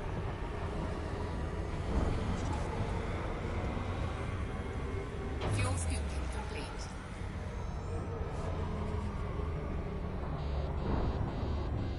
Yeah, it might have like a cool corroded like special paint job, but it could just like corrode it back to the same thing of what you saw before. But I'm hoping for the former.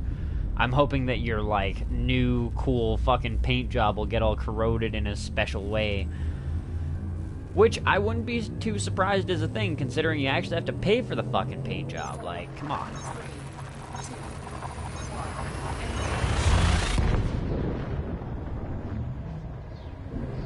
Yeah, I imagine you had to jump like fucking, even with your ship, probably hundreds of times to get to, what is it? What up, doe bro? 07, welcome to the stream, and, hi from Canada. BC, Canada. Fuel scooping.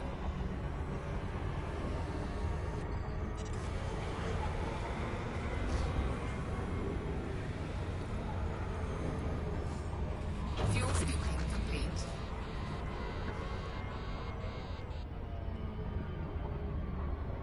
Alright, so 10 jumps left to the space pumpkins. Charging.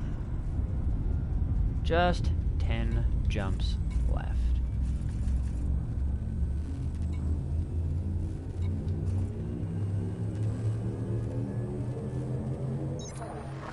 Three, two, one.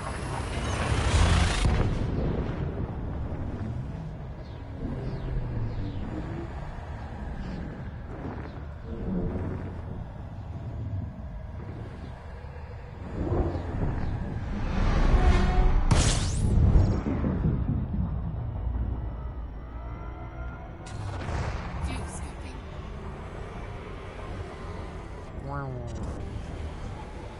Fucking thirsty bitch.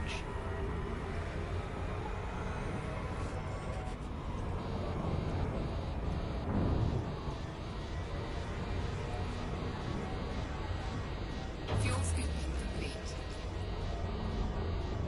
That's right, ship. Drink. Drink like your life depended on it.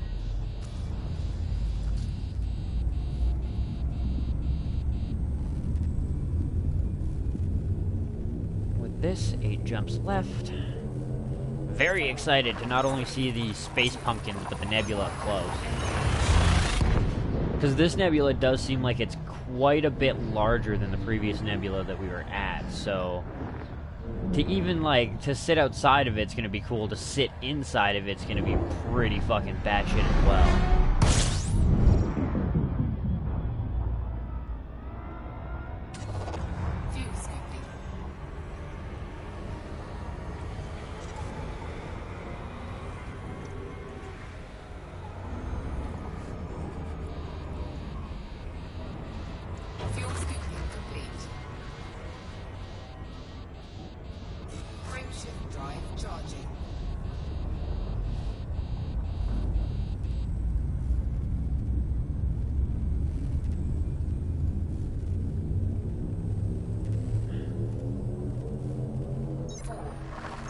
Yeah, see, that's what I support.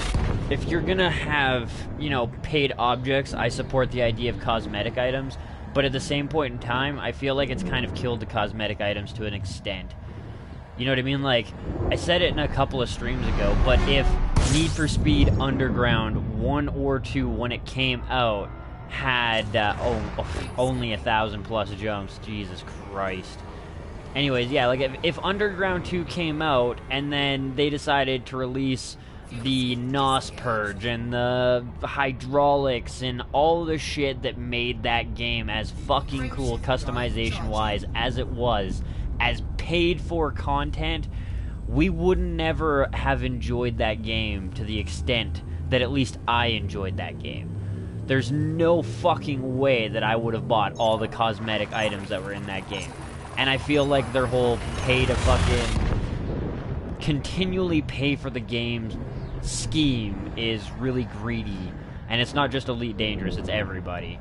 All the fucking major companies have been skis-bally that way. One company that I can say was not skis-bally that way was CD Projekt Red with The Witcher. Like, they have not done microtransaction-y shit.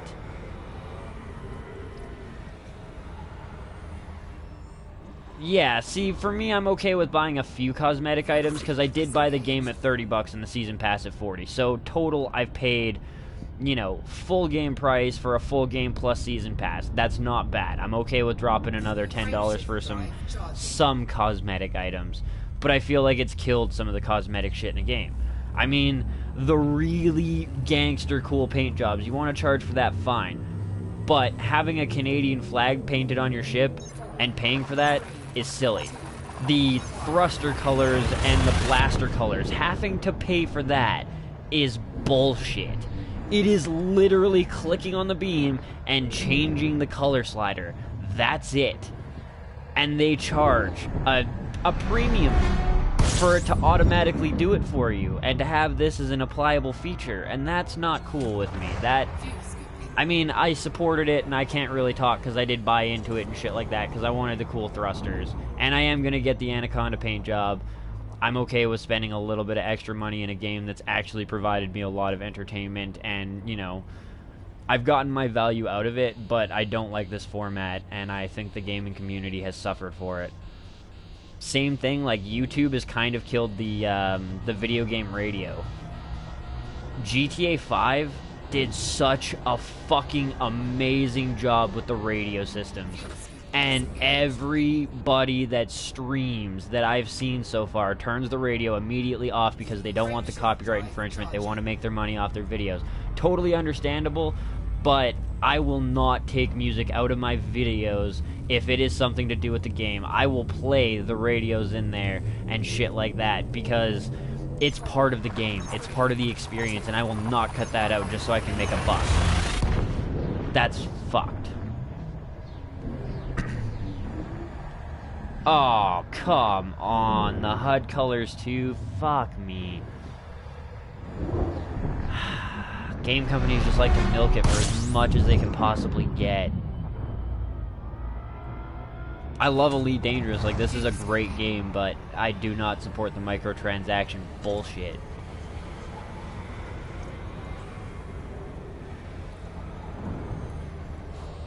Fuel scoop complete.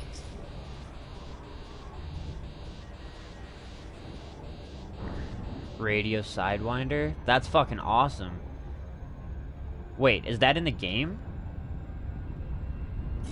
Or is that just like a independent radio thing? I'm getting there. I'm definitely getting there. 4 jumps to go to find the space pumpkins. 4, 3, 2, 1. Yeah, but even then, like that's what I mean. Like, the really cool, badass, they put a lot of effort into it. Paint jobs, fine. You want to charge for that? I can understand that. But the basic, like, American flag, Canadian flag, red, white, blue, green, black, and fucking yellow should not be paid for. That should not be a paid for item. That should be standard in the game. Base stuff.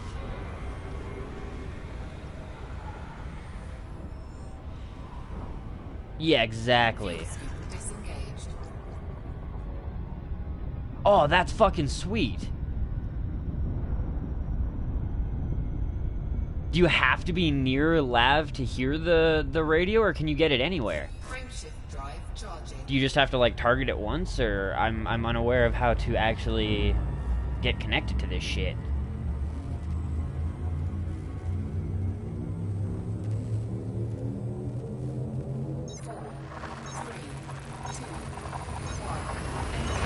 Awesome. I'll do that.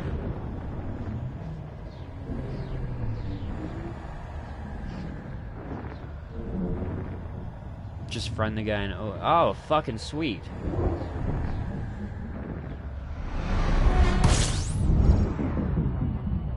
Nice.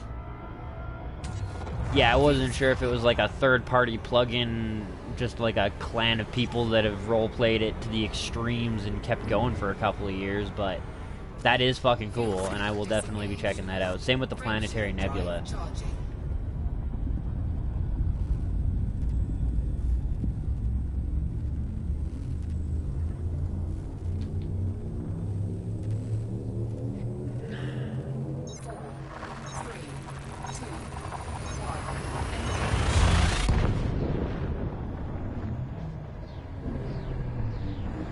And yeah, back to what I was saying though, like, the only time I'll remove music from my shit is if it's banned in countries. That's the only way. At that point in time, it's like, okay, well, there's no point that Germany and 16 other countries should have to suffer and not be able to view my content just for the sole fact that some asshole artist doesn't want his shit to be viewed for free in a separate country. Like, that part baffles me too. Where the fuck do you get off drawing the line and being like, no, my music is only allowed in America, Canada, Britain, and that's it? Like, what the fuck?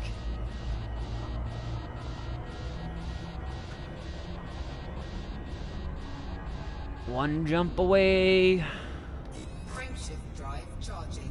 Hello, space pumpkins. True that, true that. Sometimes it is the country. Fair enough. But like, what was it? There was a song that was in Saints Row 4, and it was the one that got played when the stripper pole scene came on, but the song was banned in, like, every fucking country. So I had to remove the song from the video. And that's another thing that bugs me. The fucking fact that it was banned in countries, and yet it was part of this game. It wasn't even like it was a radio station. It was part of the fucking game. Holy shit. This is a big-ass star. Like, that just fucking, it irked me to no end. And the lyrics, like, it was just the bass song. I mean, if you want to, like, ban the scene because it's not appropriate and all that shit, then sure, but... Oh, wait. That was an unidentified source thing. I just saw it. Fuel scooping complete. Shit. Shit! Well, that fucking sucks. Yeah, exactly. The copyright laws are bullshit right now.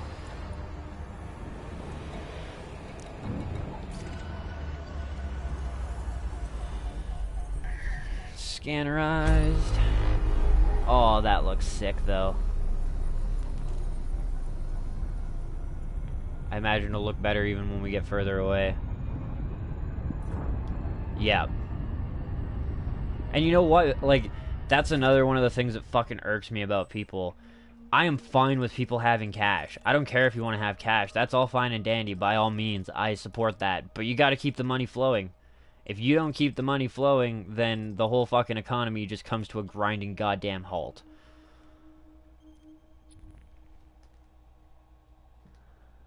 No, it does not. Absolutely right on that one. What's the good planet to land on here, Daedalus? Where are my space pumpkins at? There's definitely a few landable planets.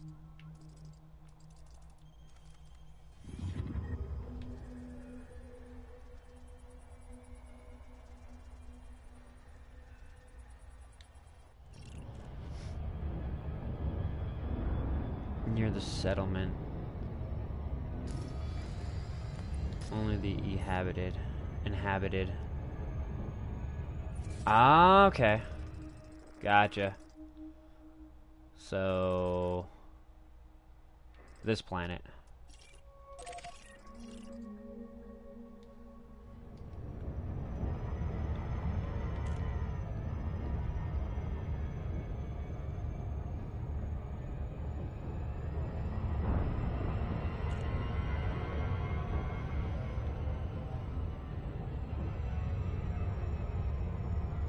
I'm glad it recommended it to you too, man. It's been fun bullshitting with you.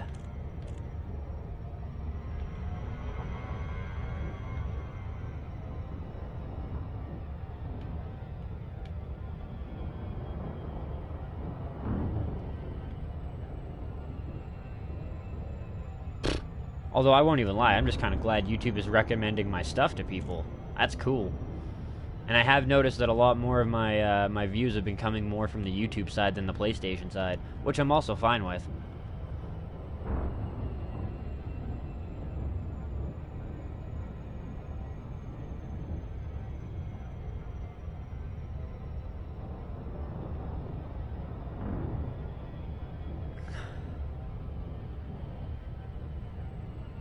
Holy fuck, that planet has a ring to it. Like, holy fuck. With flight assist off just for shits and giggles. How about we dock the Conda with flight assist on and possibly even the docking computer to start?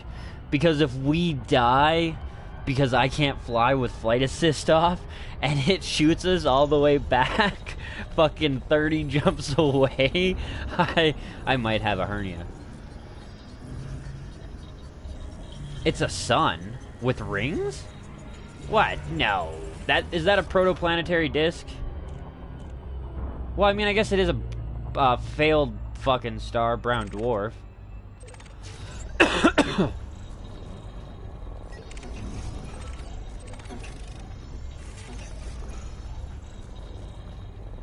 Nah. Yeah, but you gotta raise the stakes. That would be a very rare occurrence. Like, very rare. I don't even know if that would actually happen. To be honest, you would think the gravity would be too much for it.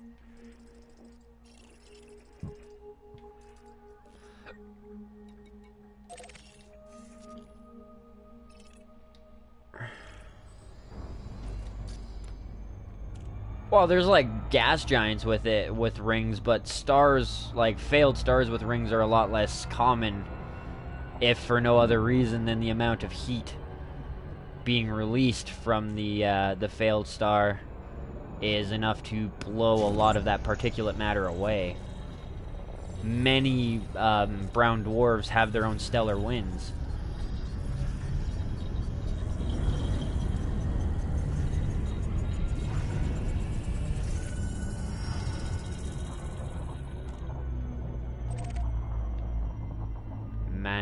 Mahan Research Base.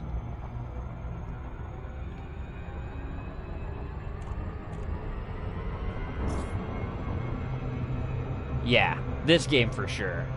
I'm sure I'll see plenty more.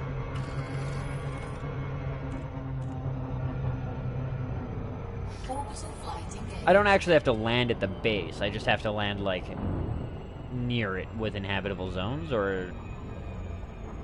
Plus, I guess I don't want to land at the actual base anyways, because then I can't get in the SRV and head out. So I'll want to land, like, close.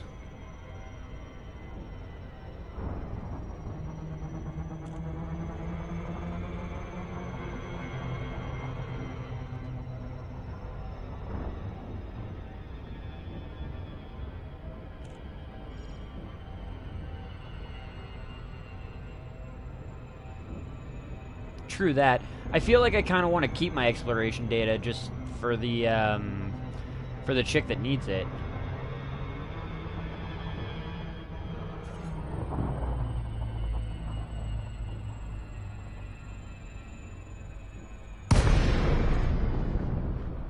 See, look at that, guys. I've gotten a lot better at the planetary shit.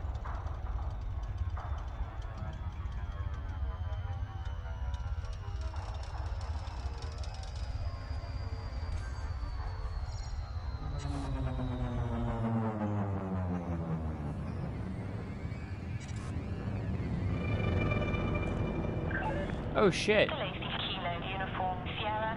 Darkon is operating at this facility. Submit a docking request before touching down, Commander.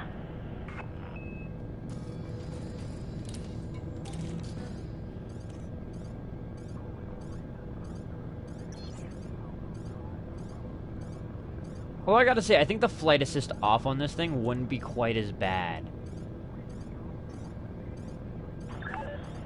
Make way for oncoming traffic. Restrict your speed.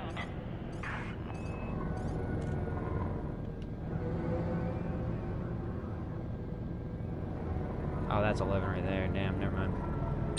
Definitely gonna be doing the auto dock on this one. Fuck you, Access Dave. granted. Clear to land on pad 1-1. Automated approach authorized.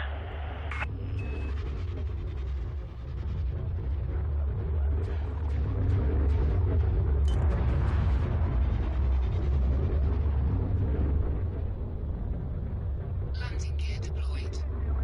Are they down there? Is that the space pumpkins? Oh, it's the space pumpkins! Detected.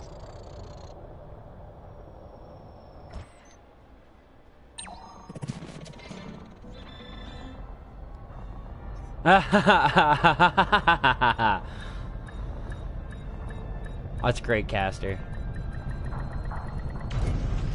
Oh, great. Contact. Engaging pad restraints. Repair and refuel services are available at this facility. Low gravity warning. That is so cool. Alright, now I need to figure out where I was in relation to the space pumpkin. And I'm pretty sure it was over this way.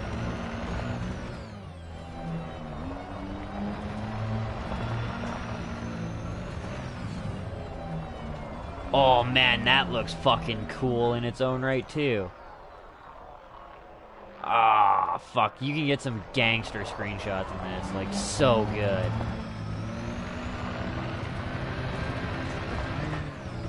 There should be a contact tourist beacon.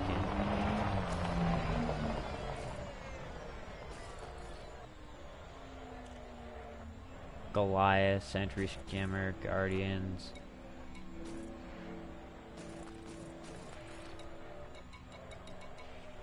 Nope.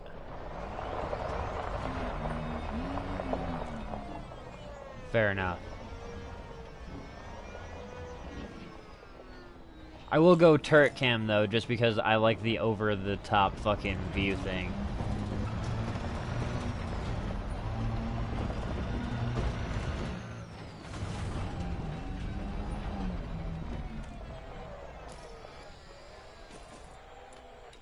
Yeah, just the research base. There's no contact tourist beacon.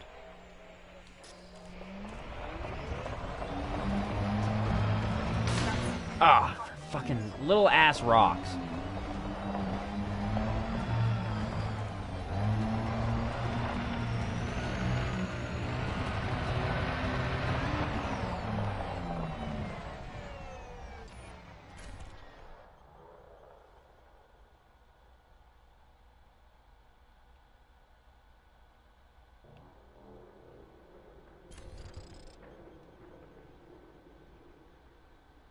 Yeah, they're over there. I was heading in the right direction.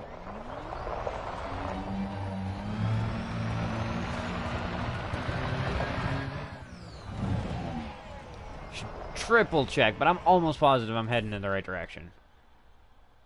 Yeah, they're just over this fucking hill. This way.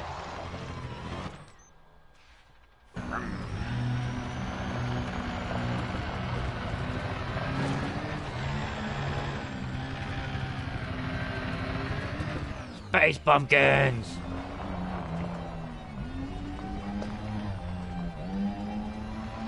This is almost definitely where the Great Pumpkin came from. Cordyceps growth? I imagine scanning it isn't going to get me in trouble.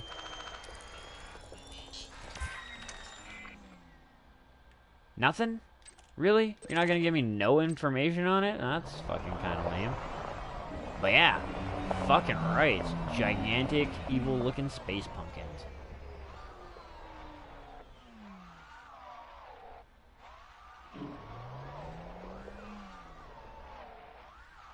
Is it just me, or is that thing making noise?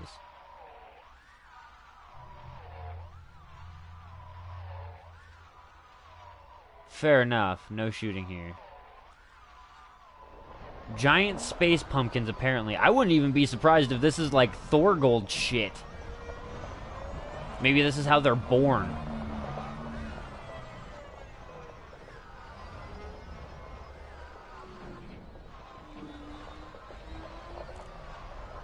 That's what I was thinking. Like, they're making noises and shit.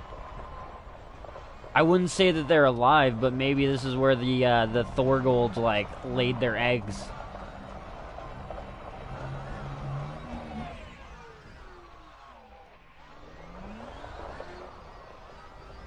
Damn, though. Gigantic field of fucking pumpkins.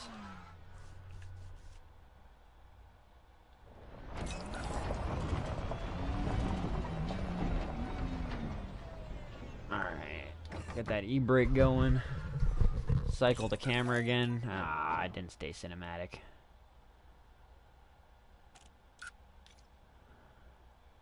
Huh.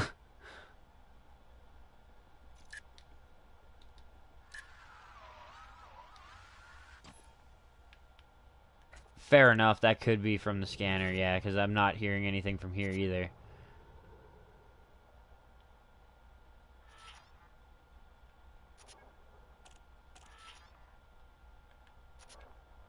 Nada.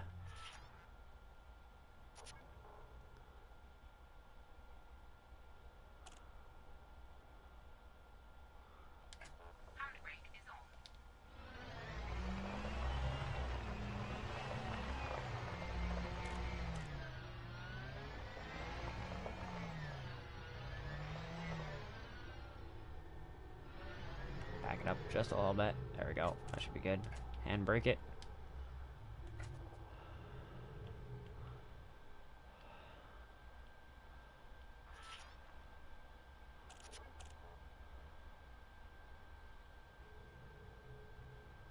There's not a half bad screeny.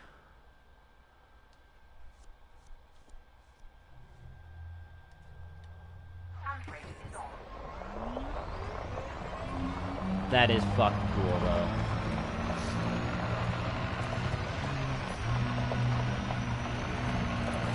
Oh, wait, what? Recall ship. Whoops.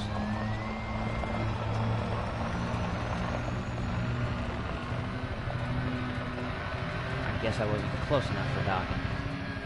Oh, yeah, I knew that was gonna be a problem. Ugh. Where is it?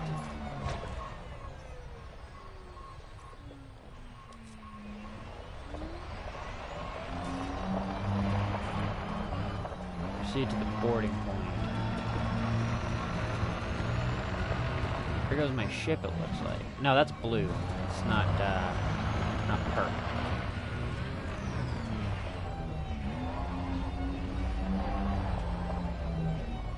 Ah, there you are.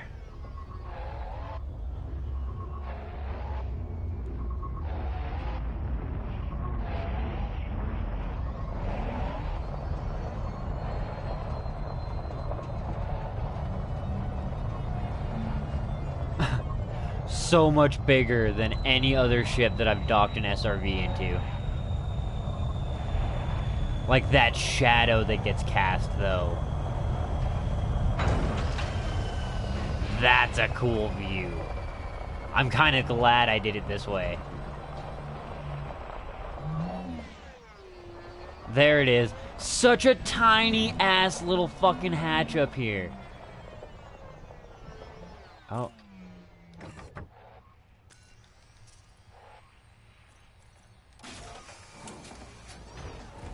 Fucking just snaps you up.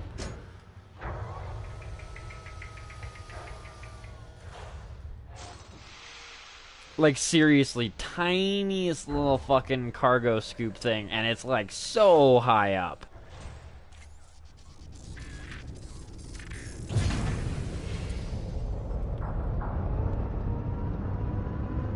Well, that was the space pumpkins.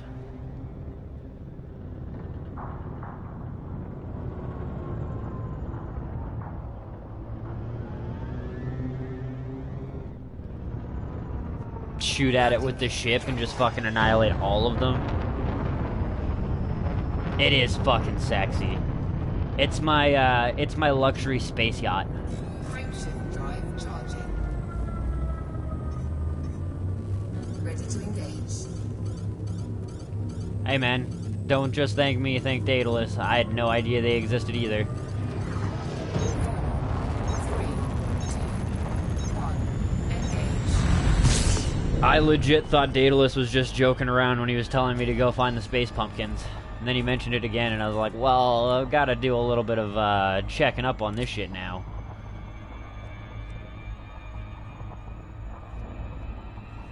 Now, actually, if I scroll up...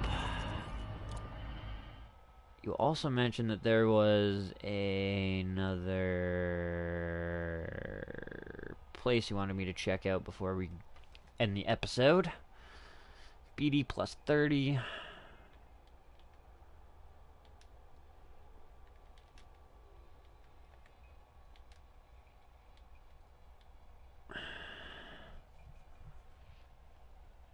Six, 2, 3.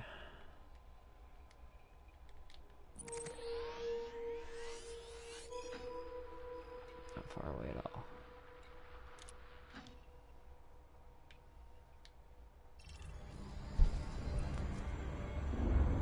We've bookmarked that, but before we do that system, I'd also like to jump a little bit deeper into the nebula itself and see what it looks like on the inside.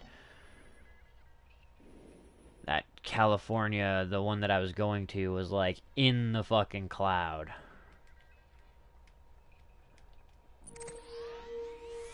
Yeah, in the fucking cloud. I want to try it out, see what it looks like. How we doing, route plotting? Still having issues, huh?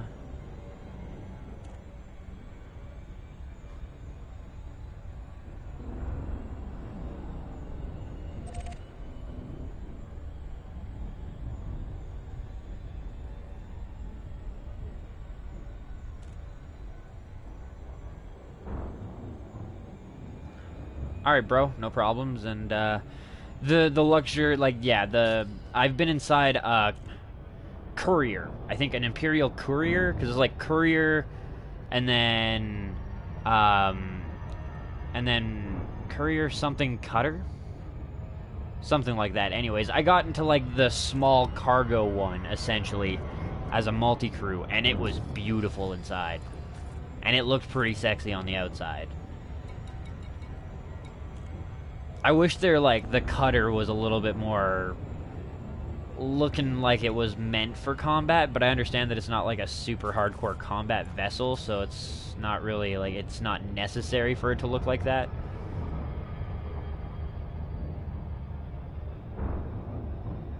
Yeah, exactly. You got it right there. Yeah, it's like courier, clipper, cutter. Because they couldn't pick fucking names that weren't identical to each other. That actually looks really badass too, so I think I'm going to take a quick snappy of that. Go like this.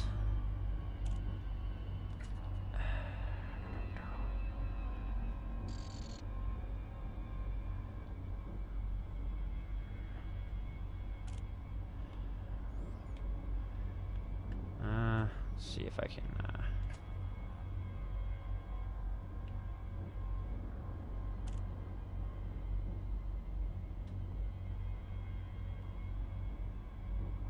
That's about right. The rest I can fix with the camera itself. Not bad. Let's get rid of that thing. It's gonna be better when I have the bitch and paint job for this thing. Not gonna lie.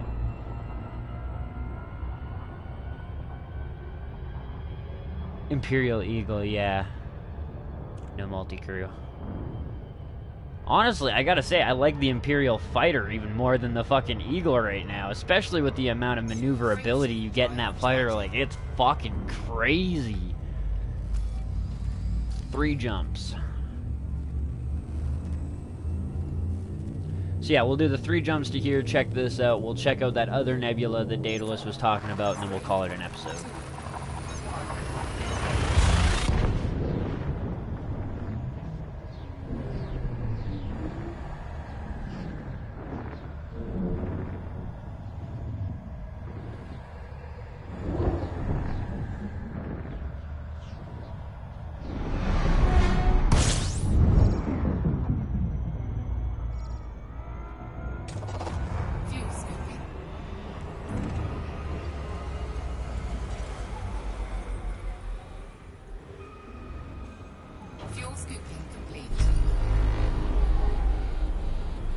Oh, nice. It's essentially an exploded star. So, like the remnants of a supernova. It cut you off at star that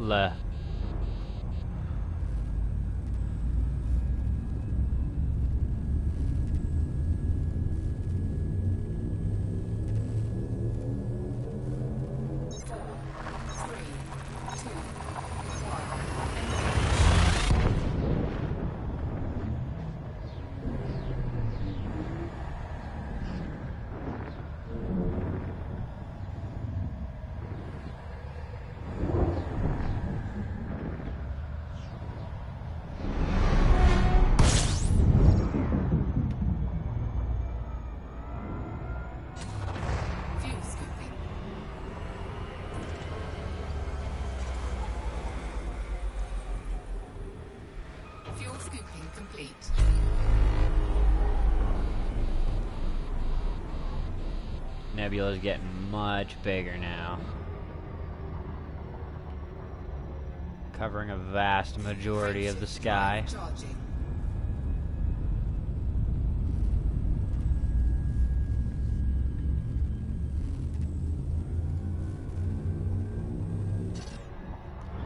We're getting further and further away and it's lighting up. I don't want to kill my fucking chance for another screeny. Fuck, that looks cool. Not gonna lie, from the angle that we're at, kinda looks like a vagina.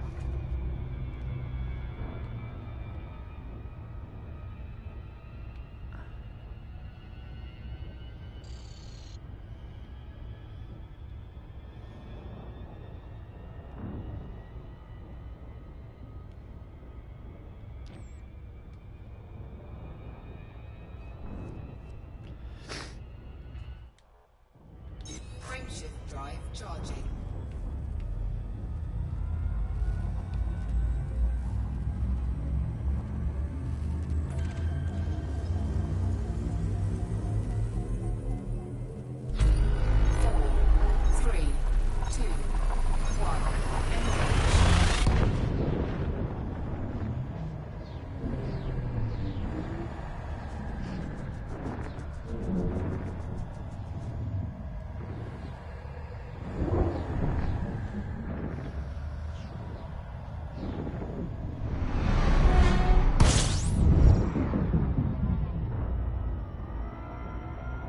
Fuel scooping.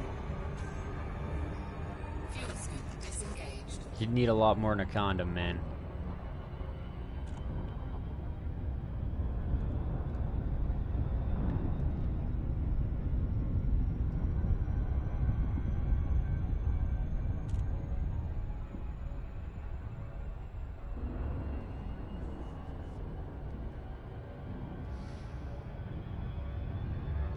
Fuck, that looks just so good.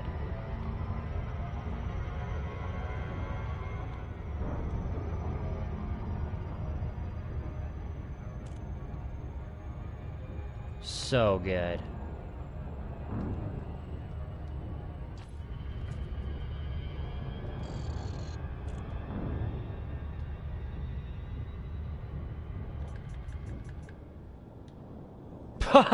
You can make your own ship a fucking speck of dust.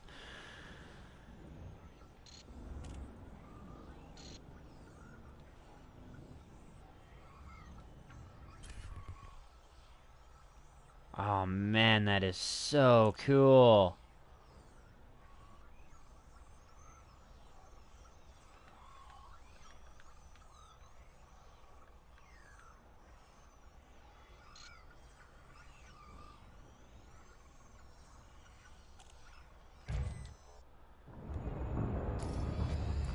Alright, now that we've checked out this nebula,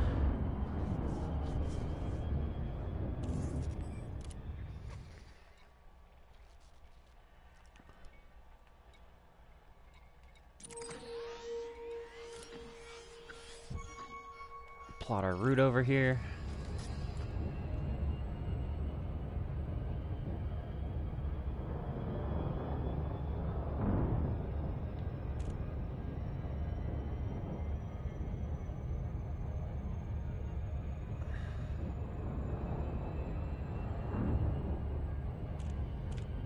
Yeah, exactly.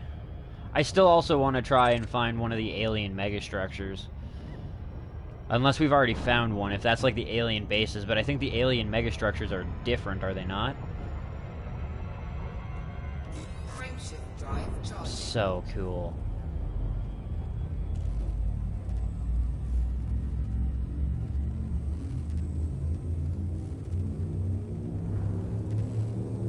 Get another one with the Milky Way stripping it too.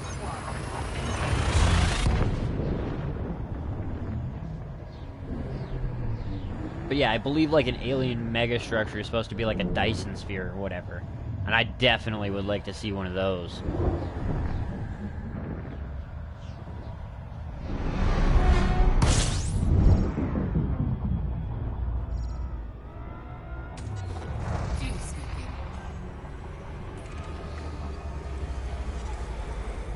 One more planetary nebula.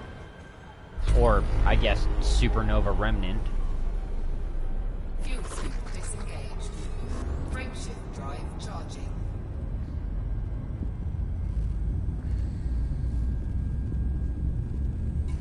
So out of curiosity, nah, I didn't think there was anybody out here. 4, 3, 2, 1.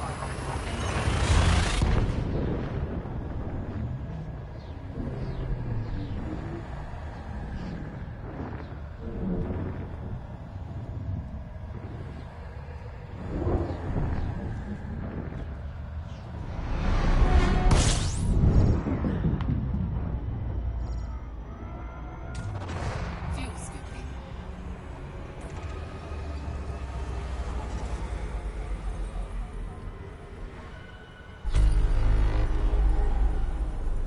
Fuel scoop disengaged. How many more? 5. Frameshift drive charging. Only 5 jumps to go. Is that kind of it over there, maybe? Relatively small, It also depends on what you find. I mean, if you're just jumping from system to system and you're finding the exact same types of worlds over and over again, I'm sure that there's some people that enjoy that, but yeah, I mean, Maudie's right. The exploration can get a little bit tedious and a little bit boring until you find something cool. Which is kind of the whole point. It's like gold panning. I mean, you don't get gold every fucking time, but when you strike gold, oh my god, you feel like the biggest badass in the goddamn world. I'm rich, bitch. Get out the way.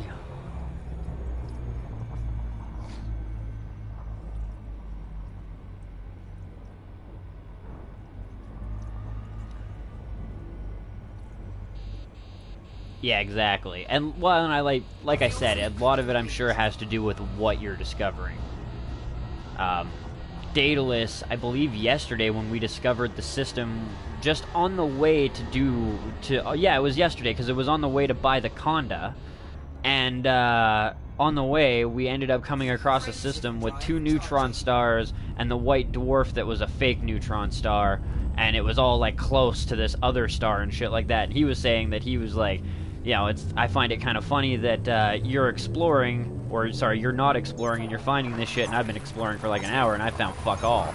So at that point in time, not very entertaining, but yeah, once you find that cool astronomic discovery, it's like, fuck, this is great.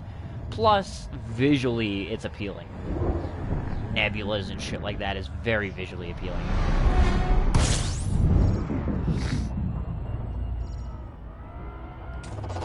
Fuel scooping.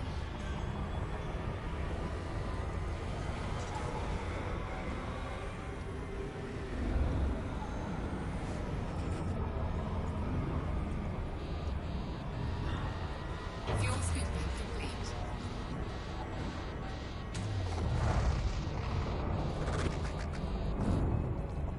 That was strange. It went fuel scooping complete, and then all of a sudden it started scooping again. Strange. Yeah, that'll be fucking good. I'ma fuck me a space mermaid in my space yacht.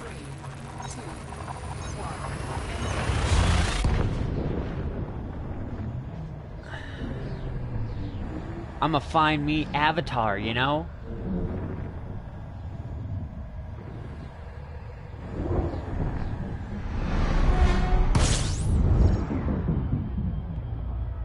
Alright, what are we looking at? 3 or 2? Fuel scooping.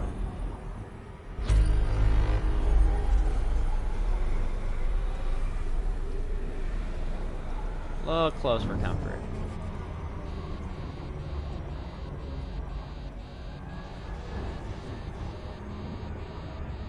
Fuel scoop disengaged. Okay.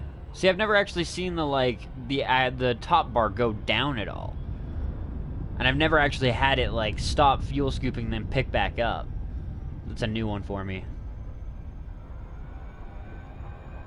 Frameshift drive charging. Did they take a shit? I mean, it's a good question.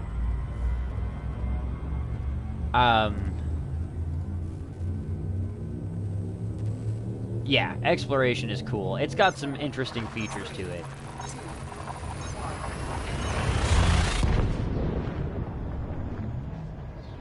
Yeah. Yeah, see, I've never actually seen the cruise bar go down, though. If that's, like, an actual bar on top that, like, depletes shit. I can see it's a little bit depleted, but I've never actually seen it, like, go down to the point where I've, like, looked and been like, oh, shit, that thing's only at half. What happened?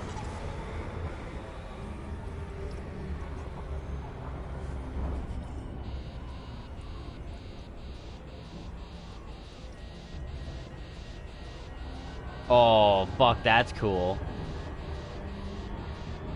We're not even, like... That does look pretty sweet just from here. Frameshift drive charging. A little tiny and bright blue.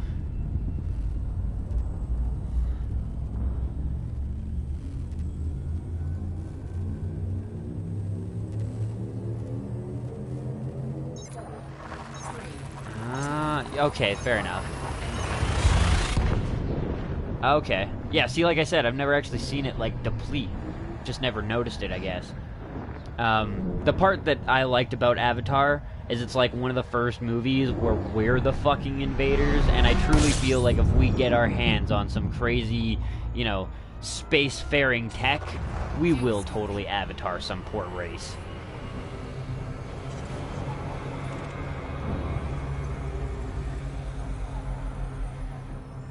Fuel scooping complete.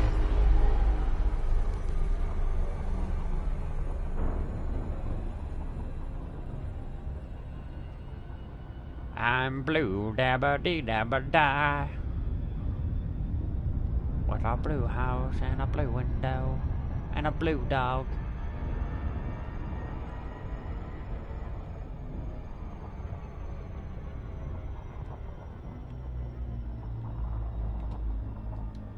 Yeah, that's not really the best option a lot of the times. Fuck, that is really neat, though. Definitely different.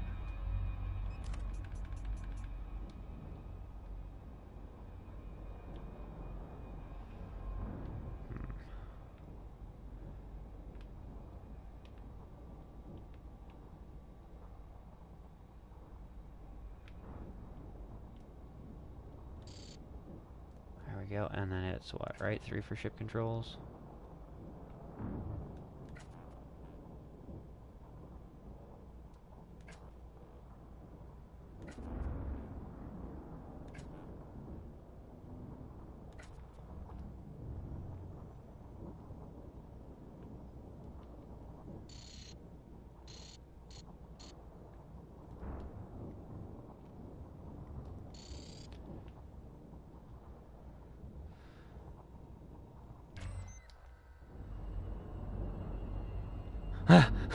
Yeah, no doubt. Fuck, not even just primitive people. We still do it to regular people on Earth. I mean, the South Dakota shit that's been going on for like over a year is just so fucking bullshit and inhumane. It's mind-boggling. The idea that as soon as the fucking temperature hits 0 Celsius, the freezing point of water, they decided to start blasting the peaceful protesters with fucking water guns. Like, straight up. If it wasn't America, America would be attempting to step in at this point in time and saying that their government isn't allowed to do that to its people and blah, blah, blah. Go further out, gotcha.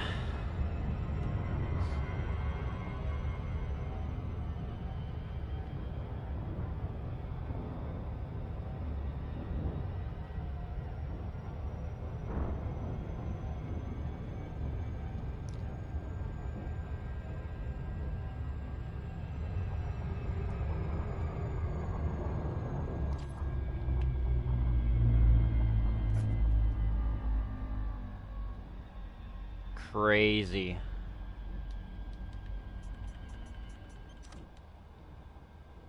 Wow.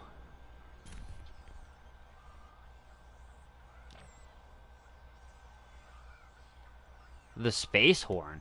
Do we actually have a horn? Because I have not found a space horn in my ship. But if there's a space horn, I will gladly fucking let one roar.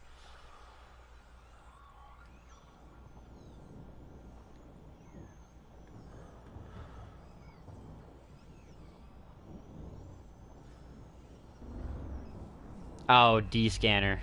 Gotcha. Hey, it's the year 3000. We might have figured out a way to cause vibrations in somebody else's ship that would simulate a noise. You don't actually have to cause the noise to go through space, you just have to have the noise appear on somebody else's ship.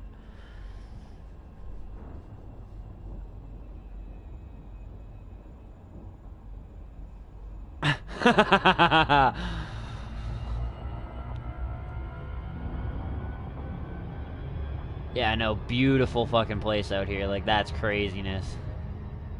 They did a really good job with the artwork in this game. Fan-fucking-tastic.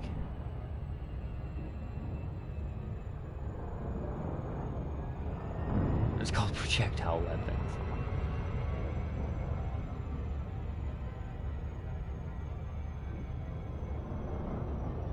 I guess that's true too. Can be done with a transmission.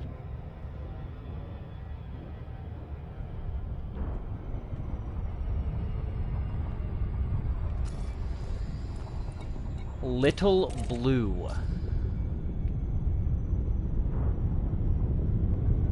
Is this a planet?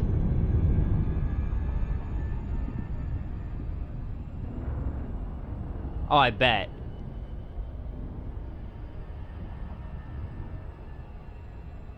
Oh, well, that's unfortunate for you, bro. Is this supposed to be a station?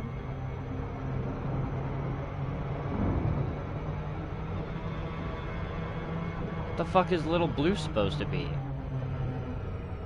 That's true, yeah. Even the fact that the guns make noise. Yeah, exactly.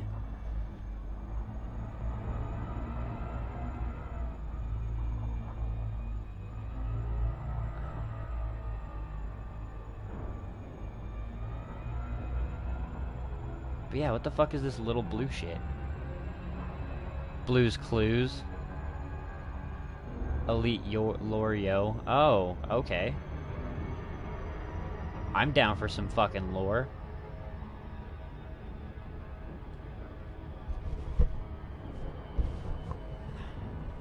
Never gotten any lore. Well, I mean, I've gotten lore from you guys, but I've never hit up a tourist beacon and got lore from it. Yeah, I figured it was. Tourist beacon, yeah. Oh!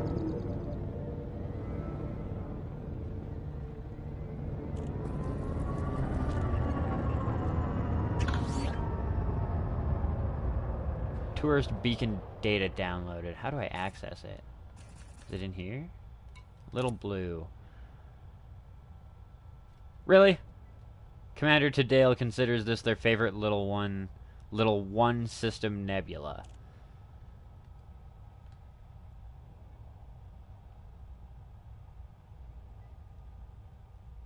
Yeah, okay.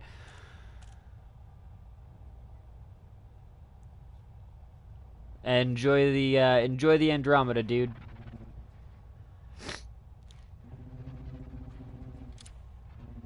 I kind of had that thought too. I was like, ah, yeah, it's all blue and shit like that. I bet fucking bringing Peebs would go over well.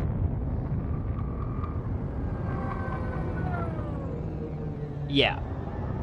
Well, and even then, you know, yeah, maybe with the vibrations. Alright, well, regardless, this has been a very productive stream in the sense of exploring and stuff like that, so we're going to end this episode here. Hope you guys have enjoyed this episode in the series as much as I have enjoyed bringing it to you. Thanks for all the comments and the chats and all that shit. Thanks for leading me to these really cool fucking nebulas, especially to Daedalus. Thank you, bro. And yeah, if you guys have enjoyed it as much as me, do me a solid, leave me a like, leave me a comment, your thoughts, your critiques, criticisms, what kind of games you'd like to see featured on the channel, and how you found the channel in the first place. Leave a sub if you haven't already, a follow if you're watching on the PlayStation, and as always, hit that share button to help spread the word of Kush Coffee and Games so you can continue to grow the community as a whole. Thanks for watching, and planetary nebulars are really hard to spot. Yeah, fair enough. Oh, that's cool.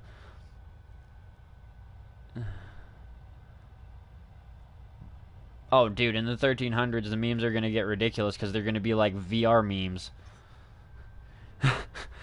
Even worse, imagine, like, 1,000 years from now when one of your buddies sends you those fucking, the moan ones. You know, and it's just like this stupid video. It's like, oh, check this fucking accident out. It's so crazy. And then you play it and it's just fucking porn sounds. So, yeah, 1,300 years ahead. 1,300 years ahead, regardless. But yeah, year 3000, like, fuck me. If you get, like, virtual shit and your buddy sends you over some of that shit, like, holy fucking Christ. In the middle of dinner with your family, and it's like, oh, my buddy just sent me this virtual email. I wonder what it is. And you click open at your fucking kitchen table, and it just pops up, and it's just fucking virtual porn. Whoa, heller. Anyways, yeah. Peace out, guys. Enjoy your days, and I will see you tomorrow. Yeah, no doubt. Peace, guys.